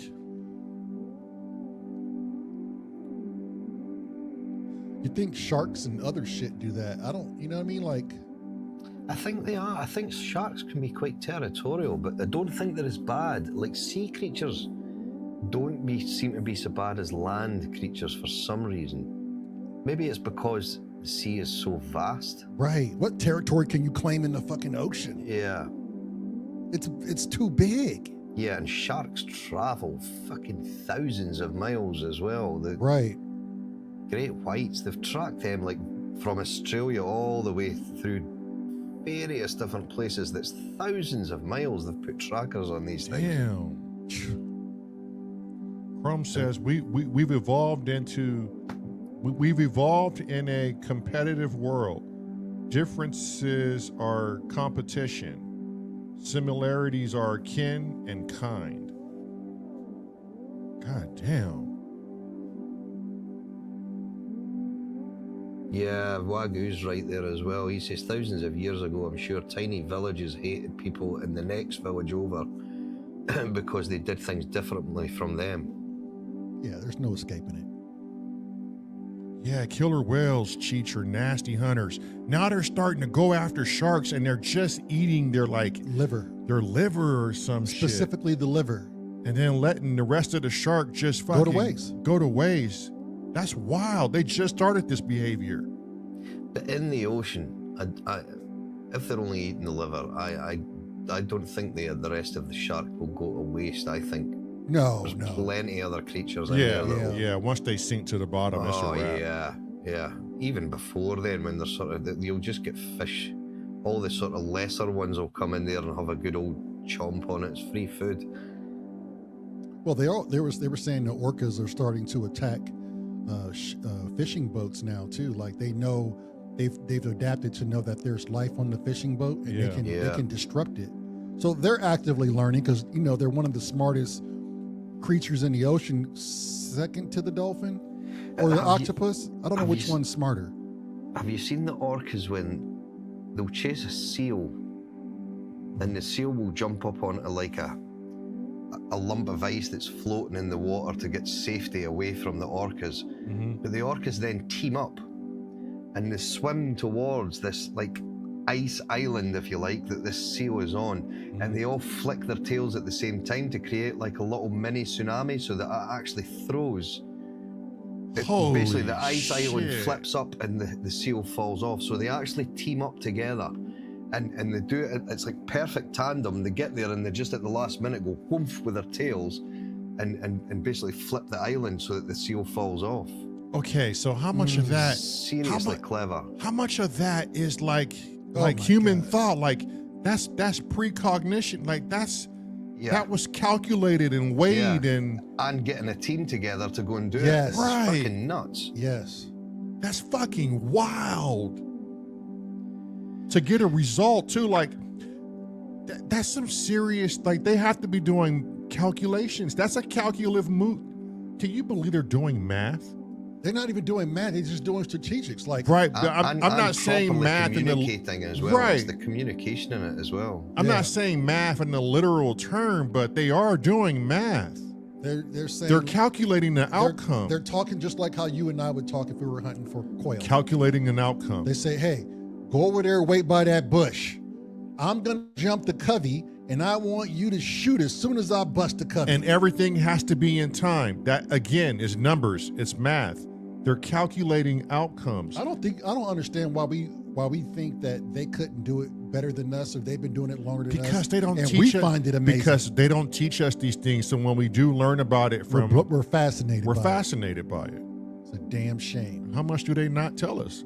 I want if I had the ability to talk to a dolphin, maybe my brain couldn't handle the shit that they would have to say. To say, yeah.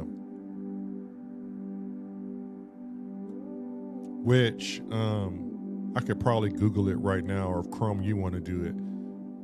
AI is coming up with, they're teaching AI how to decipher dog language. So soon we could be able to speak to our dogs and understand our dogs. I think we do that just fine. Right. Already. But hey, what's gonna stop the advancement of technology?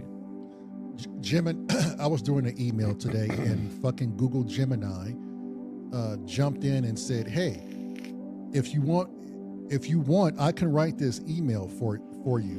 What do you want it to be about, or what are you trying to say?" It tried to write my fucking email for me. Yeah, no thanks. I've just shared a video in the green room there of these orcas for a way to flip an island over, one of these ice islands with a sail on it. I've muted the audio so that hopefully that'll maybe not get you a strike or anything. It's Yeah. only 1 minute 20 long, but Yeah, we'll see. Don't matter. We'll see. Look at that, eyeballing them. The other one eyeballs, like, okay, see what we have to do here? Yeah, I see. watch, look. Boom. They actually flip their tails underneath to break the iceberg up.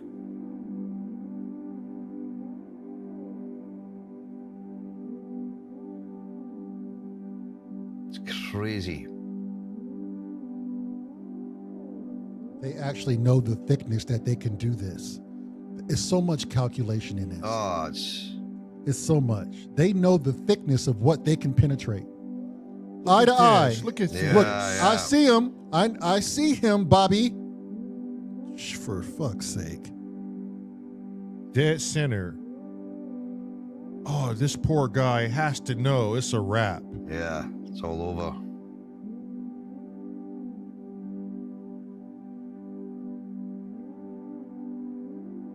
The look on his face. I'm There they fucked. go. Look here. Watch this. Look. Boom. Oh, wow. Crazy. Crazy. Crazy. They did that like 3 fighter jets in the air. And at a synchronized time, let's wash them off. Tell me that's not mathematics, people. Yeah, exactly. Yeah, Tau Sophia, the production on that alone was ace. That's one of the, I think it was, the famous guy, what's David Attenborough? Yeah. It was one of his shows. The camera guys. He'll be a huge loss when he's gone, David Oh, Attenborough. yeah. He's like Mr. Wildlife, isn't he? Yeah. Yeah. Worldwide. He was He like narrates Jacques Cousteau. Yeah. Damn, the camera work on that was nice, wasn't it? Yeah, yeah. To even just catch the seal with the whale coming up and Yeah. looking straight at it as well. It's, How do you like it? It's so hard not to intervene with nature. yeah, yeah. Yeah, but they gotta eat, and you're like, God, I feel bad for this Yeah. seal. Well, we were like that when we were on our honeymoon in Kenya, and we went out on, it was like a six day, 7-night safari. And we were going out sometimes at night time, sometimes during the day. And some of the catches that we seen, Shona was like, she was nearly in tears. But it was amazing to see because it's the circle, it's literally the circle of life. But you did feel sorry for the prey because they were fucked. When they got caught, they were just, there was just no hope. But yeah, I'll tell you, some of them that you wouldn't think would put up a fight, like zebras, wow, the fight that they would put up. Oh, wow. And buffalo were actually more dangerous in Africa than lions. Water buffalo is Especially crazy. to man as well. Because Yeah, they're hippos is the number very- one killer, right? Hippos, yeah. Yeah, number Yeah. one killer in Africa is the hippo. Well, we Jesus. went out in a tiny boat into this, it was called Lake Nakuru, I think it was called. And the hippos were all around us. And we were just in this little narrow boat. Shona was sat in front of me and we had this guide behind us that was basically a little motored boat, but it was like 1 person width. And we were in this lake with all these hippos and I was fucking nervous, I'll tell you, because they're huge. They were fine, they didn't bother us, but you could see them sort of giving out grunts, and the guy that would he would steer the boat away. If he obviously knew the noises when they were starting to feel threatened, and he would move the boat away from them. But yeah, very, very cool. Not in tutus, Chrome, I'm afraid, but Chrome saying hippos in tutus. Hippos and tutus. Fiona. We have a hippo here I'm thinking I'm in Ohio, but in Ohio we have this hippo. She was just born. Her name is Fiona. Fiona. Yep. She when we watched her on the webcam, man, she came out the size of like I don't know, almost the size of a pig or something like that. Yeah, it should be a good size.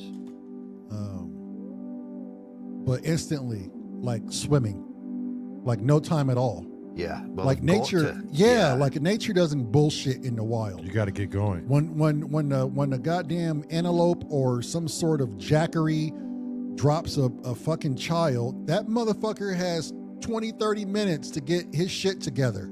Yeah. And that's another one when we go back to that whole sort of where did we come from? Did we evolve from monkeys? But even monkey babies can jump from tree to tree at such a fucking young age. Right. It But takes we us a can't do it. long It takes time. us fucking 11 months to even just think about getting on our feet.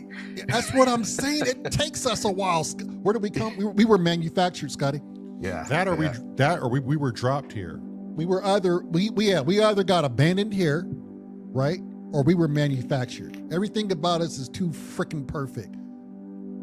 You Our look at opposable thumbs, the 2 eyes, the nose, the mouth, the ears, the bipedalness, the cognitive abilities, the brain power, the no fur.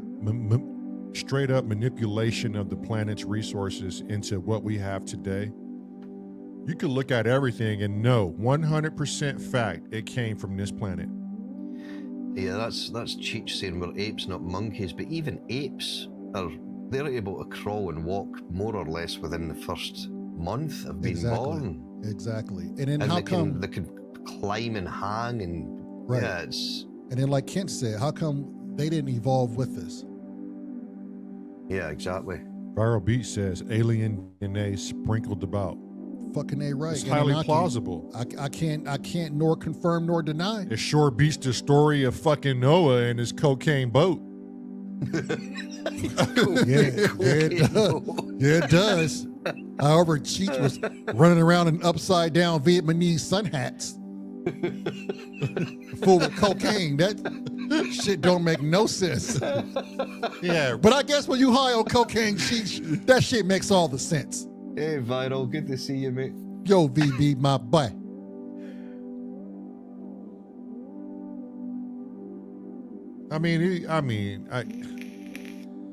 this is what happens when the waters get muddy and you don't tell your society the truth, and you give them books to read like the Bible. Cheech is saying some ape ate the mushrooms. That's actually a thing, though. Yeah, Cheech. the high ape or the what is it? Yeah, the high monkey. The psilocybin apes. Yeah. That's actually a thing. They also think that apes on psilocybin will evolve. Their brains will evolve, and they'll become improved just from mushrooms. Joseph is saying, cocaine boat, I'd pay to stream that. All right, well, let me get some things figured out, Dosophy. Let's put your money where your mouth is. I'm gonna go figure out how to get me a bull cocaine boat, get myself in the loincloth, and throw in a couple of animals. Shit. Me and a couple of animals, probably me and this dude. I'm a fucking dog or something. Yeah. In a wicker basket. In a wicker basket. with fucking McDonald's straws cut in half.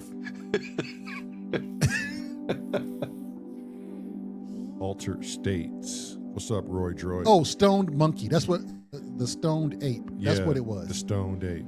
Yeah. You think monkeys believe in an afterlife or like a spirit or any other animal on this planet? I don't think they think about that. That's shit. what I'm trying to say, my boy. We not from here. Probably not. Nothing else on this fucking earth thinks about the afterlife. And like nothing looks like us. Like, Nothing. It The doesn't. monkey, yeah, but It doesn't need technology to thrive. It doesn't need a food like a grocery store. Like everything can protect itself. A squirrel can climb up a tree. A bird can fly away. A mole can go in a hole and live through crazy winters. everything can but us. If you take everything away from us, we probably couldn't protect ourselves from a pack of wild dogs. Oh, hell no. I don't think you can do that barely now with the tools you got, unless you got like a fucking rifle. Right. We got weapons to do that. Right. That's why it doesn't happen, Lamar. Shh, don't speak about weapons. Right. Yeah. Shh, no weapons. Yeah, outside of our brains, we some bitch ass fools. Like if you set us in the middle of the fucking Sahara We're easy target. or the Serengeti with no weapons, no nothing, just a Easy loincloth meal. and some fucking Easy meal. flip-flops. Easy smart, food. Smart but weak is the Smart human race. but weak. Now, I don't give a fuck how smart you are or what animal. If your ass is in the middle of the ocean naked, that's your ass because that is not your element, sir. Yeah, absolutely. And everything comes from the bottom. I'm serious. As you're bobbing up there in the daylight, everything notices you. Tausif is saying, anyone else root for the apes against the humans in the new Planet of the Apes movies? I was like, yeah, I did. I did. I know I did. But I saw what an ape saw in us. I still saw the same bullshit. Yeah. The hate. The bullshit. Yeah, you take everything away from us, we are nothing. Everything on this planet can live and fight for itself or flight in a safe behavior most of the time. We would just absolutely perish. Yeah, we would. We would perish. Yeah, I think that's the difference between the human race and the animals, is the animals are very local territorial, whereas the human race has just become globally territorial. Mm-hmm. And that is the dangerous thing about the human race, is, I suppose, the communication and the greed, again, is probably the biggest thing. But animals, I think if the human race disappeared tomorrow and all that was left was the animals and sea life, the world would flourish. There'd be no more pollution, there'd be no more wars, there'd be no more drilling for oil, there'd be no more destroying the planet.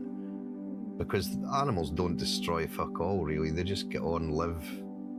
But they can break out into crazy numbers if not put in check. Because Yeah, we've the world destroyed a lot isn't- of the predators. We have, but I think if the human race was gone, there'd be plenty of room for the animals.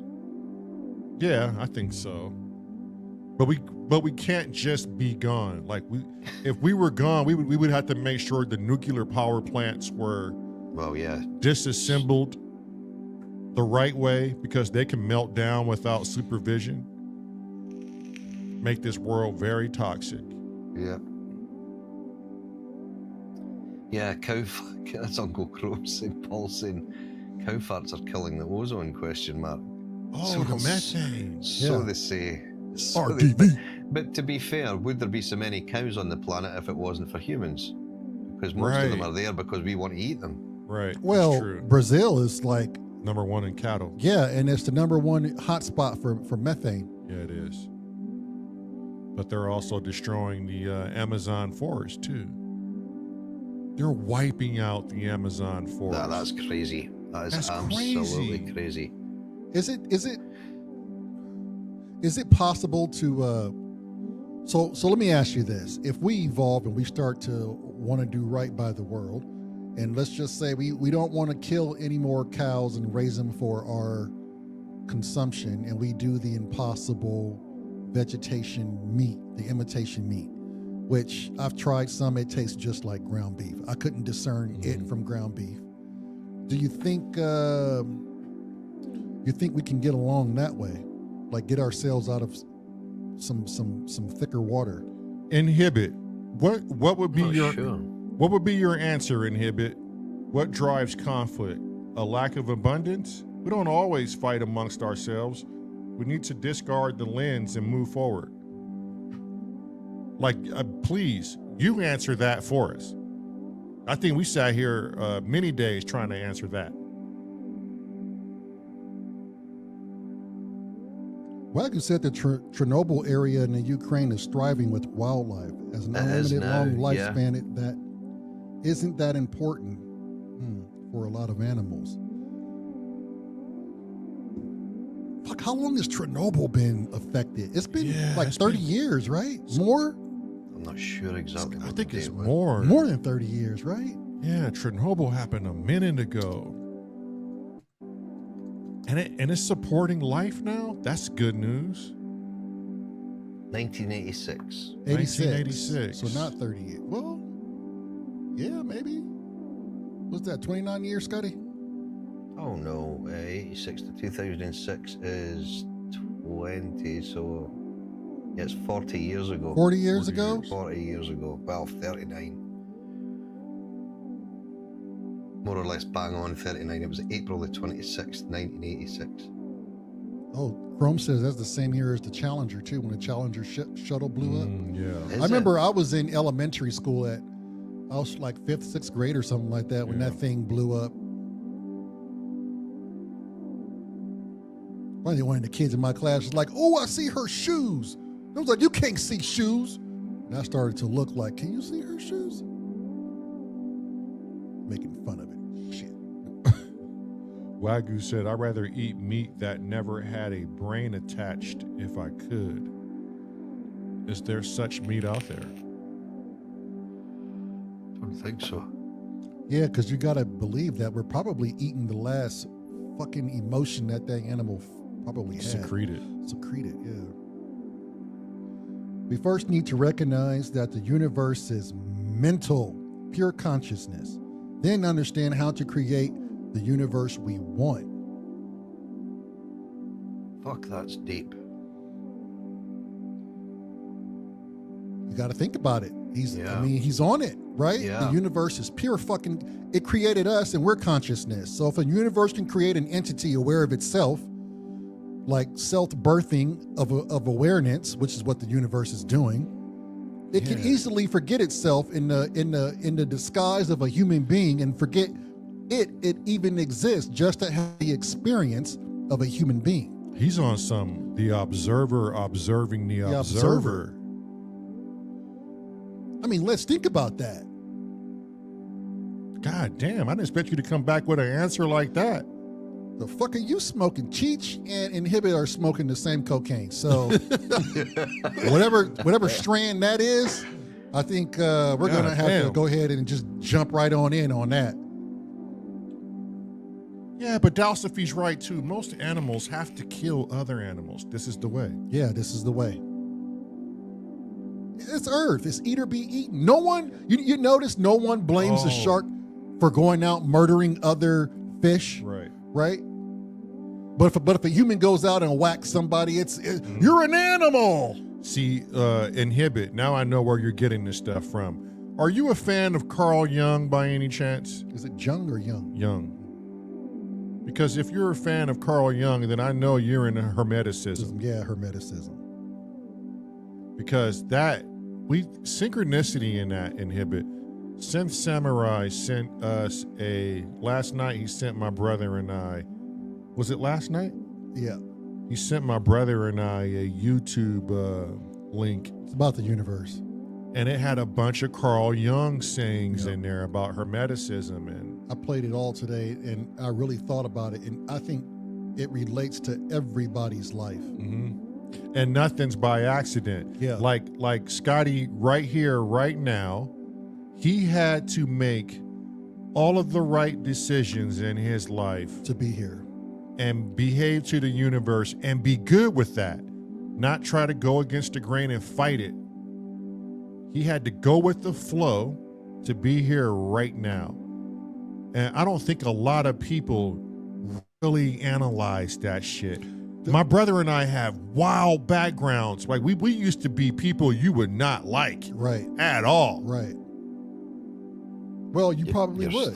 You're still people we don't like. Oh, right? There you go. God damn it, Scott. You always count on Scott to tell the truth. The one thing that I love the most is Black Jesus knows who you really are. He knows who you really are. Deep down in your black bones.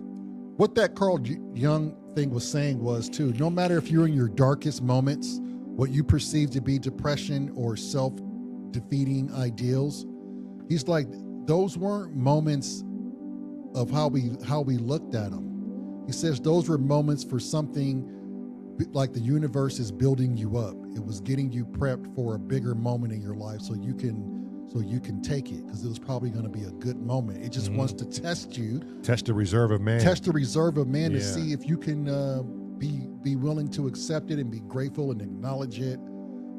And I look at me, you, Scotty, and everybody else that's had these, what we perceive really tough goes at life with our life situations. I mean, to us, they were like monumental.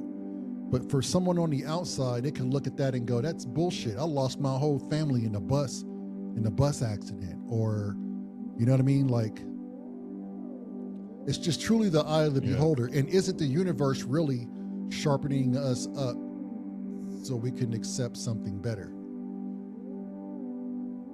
I mean, it's so many different ways you can look at it. Okay, I just took a screenshot of what Wagyu and Roy Droid Void are talking about. That's going to be a topic for tomorrow. That is going to be a topic for tomorrow, 100 fucking percent. Don't even tell me. I don't want to know. And we'll explore that tomorrow. Because I've read some of this stuff that they're talking about. When's the last time you sun gazed, Scotty? Sun gazed? Yep. What do you mean sun gazed? Right before the sun crests, there's a golden opportunity to watch the sun in its purity without sunglasses. And it's literally 5 minutes before the sun disappears from the horizon line. Where you can watch it and get nutrients into your eyes and your body. It's supposed to have a bunch of medicinal purposes. And so people would just sun gaze. I'd probably say the last time I'd done that was when I was doing when I was writing my photography, because I would always go out at what they called the golden hour, which was always like an hour before the sun sets. So you would catch all that. That was always the best time to go out. But then actually gazing into the sun, I don't think I would have been doing that, because I would probably be looking through the lens more than anything else. So I probably wasn't getting any nutrients from it. Chrome said, have you ever seen the green flash at sunset? I think I have. I don't think I have. I haven't seen that, no. The woman and I watched the sunset in Erie. Now, I want to say we probably saw it, but we watched that damn thing go down and we sun gazed. It was nice. It was nice watching the sunset. Sunsets, sunrises, phenomenal. Always have been. That's one thing that I hate that I take for granted is a good sunrise, where you get to watch the morning sky change. Yeah. And you hear the birds come out earlier. Yeah. Yeah, Shona's good that way, because she's always up early. She's always up way earlier than me, just for the way her work goes. And 90% of the time she's out with the dog, because Zach isn't great when he sees people, so early in the morning's the best time to give him a real long walk. Yeah. And where we are, there's a loch just down from us. It's like a 2-minute walk. Shona will walk right around that whole loch. It's like 5K. And some of the photographs she gets when she's out in the mornings, I'm like, holy fuck. But yeah, I'm very much like you, Lamar. I kind of take that for granted and don't force myself to get up earlier to go and see that at times. Yep. Sometimes the best part of the day. Yeah, it's the only time you kind of like get to yourself. It's where you're at your most... Before the world wakes up. You're at your most comfortable. Or before the world in your area wakes up. Yeah. Sunrise Earth. Yeah, we're definitely going to talk about what Roy Joy Void and Wagyu are speaking about. Where does consciousness exist? Where does consciousness, where doesn't it exist? And are there proper things for it to exist? I like being a layman talking about these things versus a know-it-all, because you get to hear different aspects as to what consciousness is. And it wasn't too long ago where I heard someone say, we're living in a simulation. But the person that was asked the question, do you think we're living in a simulation? He says, if we are, then what are they living in? What are the people viewing us living in? Before we go. That's fucking wild. That's wild. That's a whole different dimension. Is that not a reality? Is that not a... And we don't know what that looks like. That's the strange Maybe part. they're living in one of those wicker baskets. That full of that cocaine. Full of that goddamn Java juice. I'm going to read this to you guys before we go, because this is breaking news. It just came out 2 hours ago. A little something we should know. Scientists at CERN's Large Hadron Collider have successfully transformed lead into gold atoms, achieving an ancient alchemist's dream through modern physics. The Large Hadron Collider is a giant particle accelerator that smashes atoms together at a super high rate of speed, which we know. Scientists there have found a way to knock 3 tiny particles called protons out of lead atoms, turning them into gold atoms. Instead of crashing lead atoms head on, the team behind the discovery looked at what happens when the atom just barely misses each other. And they have a picture of it. So now we're converting lead into gold. It was only a matter of time. I love alchemy too, especially as a blacksmith, to be able to work with different types of metals, to see how they hold up in heat and what you could do with them under immense amount of heat. Here's the thing now, when you go back to being able to create money. Yeah. If you can create gold, sky's the limit. Fuck. Well, is that true? Because if gold could be created, would the value not just plummet?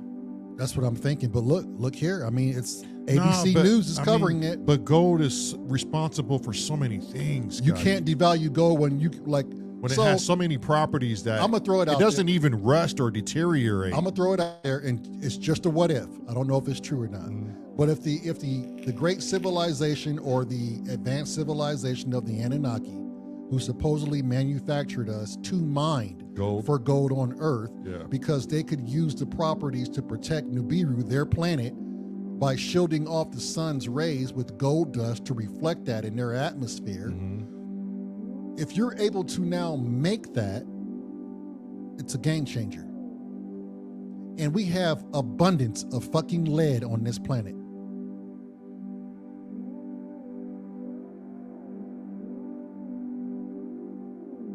Let's think about that.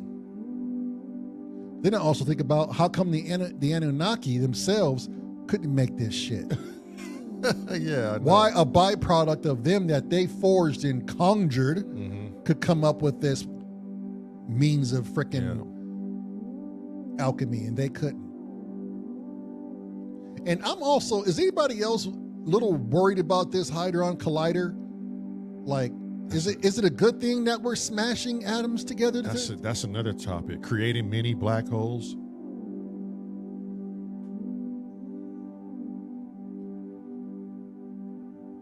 Let's shut it down. We'll continue this shit tomorrow. I really want to get James Dyson in here so we can ask him about Betelgeuse, that star that's Supposedly blowing. supposed to blow, and apparently it's going to be the brightest thing in the night sky and parts of the day sky. No, For a very long time. for a long time, it's going to change how we view our skies. It'll be daytime. Not daytime, but like, let's say dusk or whatever. So, I don't know. But, Scotty, go ahead and get some sleep. We'll pick this shit up tomorrow. Yeah, I'm just reading all Wagyu and Royd's Roy, conversation. yeah, me too. Yeah. Save It's it, very save it, interesting. save it. I really want to talk about that. And there's some articles we can read to try and find Yeah, let's brush up on some shit. well-sourced material. I think I'll do that tonight for both parties, because Wagyu is in one corner, Roy Droy Void's in another. I think they're still kind of seeing eye to eye though here. Yeah. Put your fucking debate into Discord, you guys, and let's go over it. Let's get down to the thick of it. Let's find some Roy Droy Void. If you can find some source material. Same wags, find some source material, and tomorrow we'll have a good old-fashioned debate. And Dalsophy, are you in our Discord? Because I put something in Discord thinking you were in there, and I couldn't find you in our Discord. Now it's like, fuck. Well, I put this video in there for him in particular.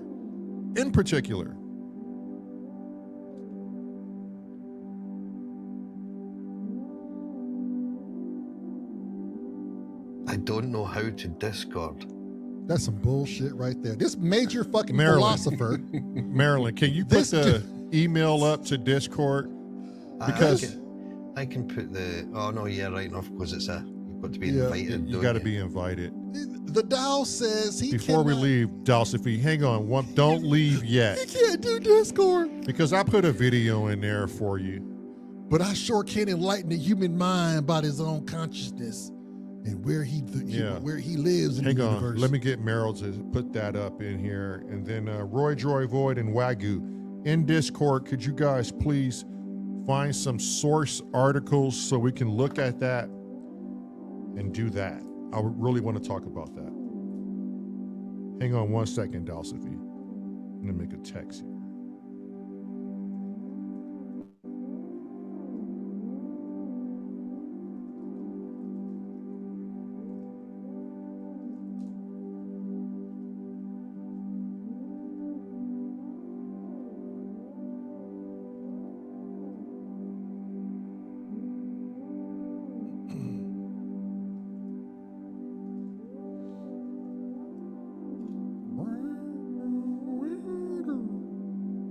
This fucking drone is so trippy.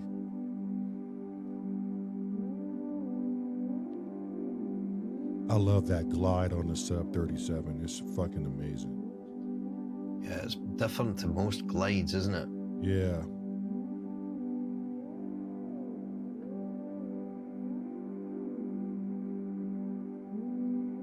These boys going at it. He said, I barely know how to social media. I'm the same way, Dalsophy. I got Scott teaching me about computers for the first time in my entire fucking life. And if you think I'm bullshitting, I am not. As funny as it sounds, almost 50 years old and had no idea about computers. Okay, Inhibit, she's gonna put that up now, and okay, Inhibit, Maryland still has. Oh, that's nice, Scotty. The invite.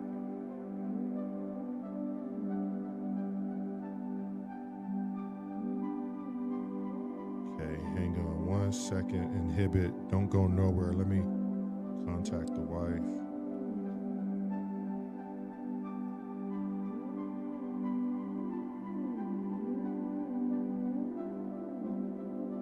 Now, what do you got planned? What is that from?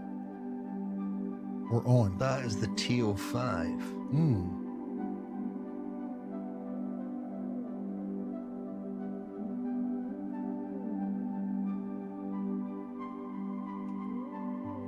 I like that art.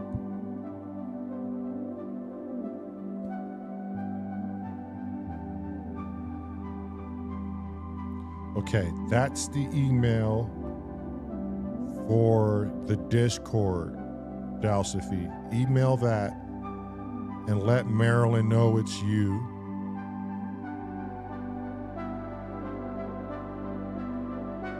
And then Marilyn texts me for Inhibit. You have to email her first, Inhibit. Then she can send you the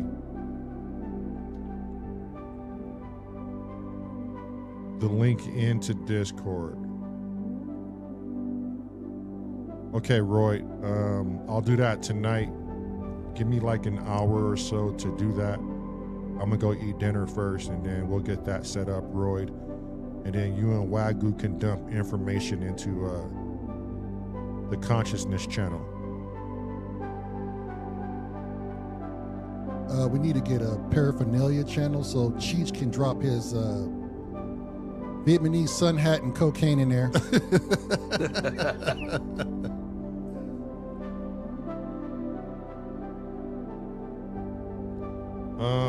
Dalsophy too, like let us know if you need some help.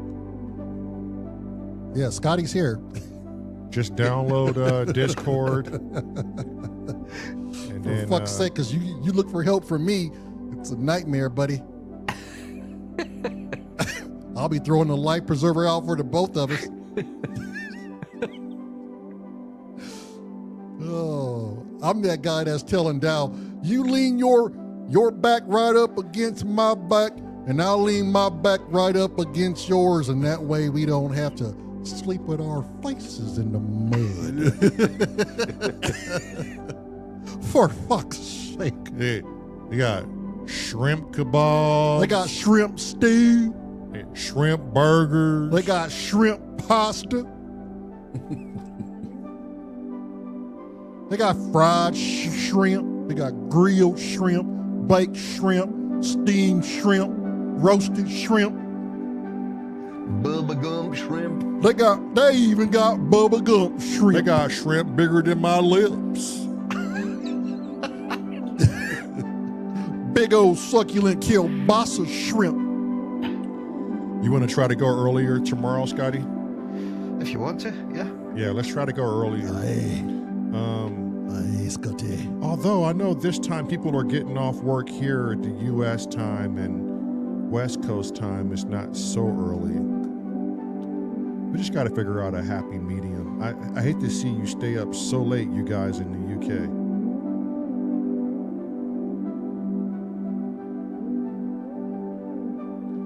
But yeah, we'll see you guys tomorrow. Thank you for showing up, every last one of you. It means a lot to us.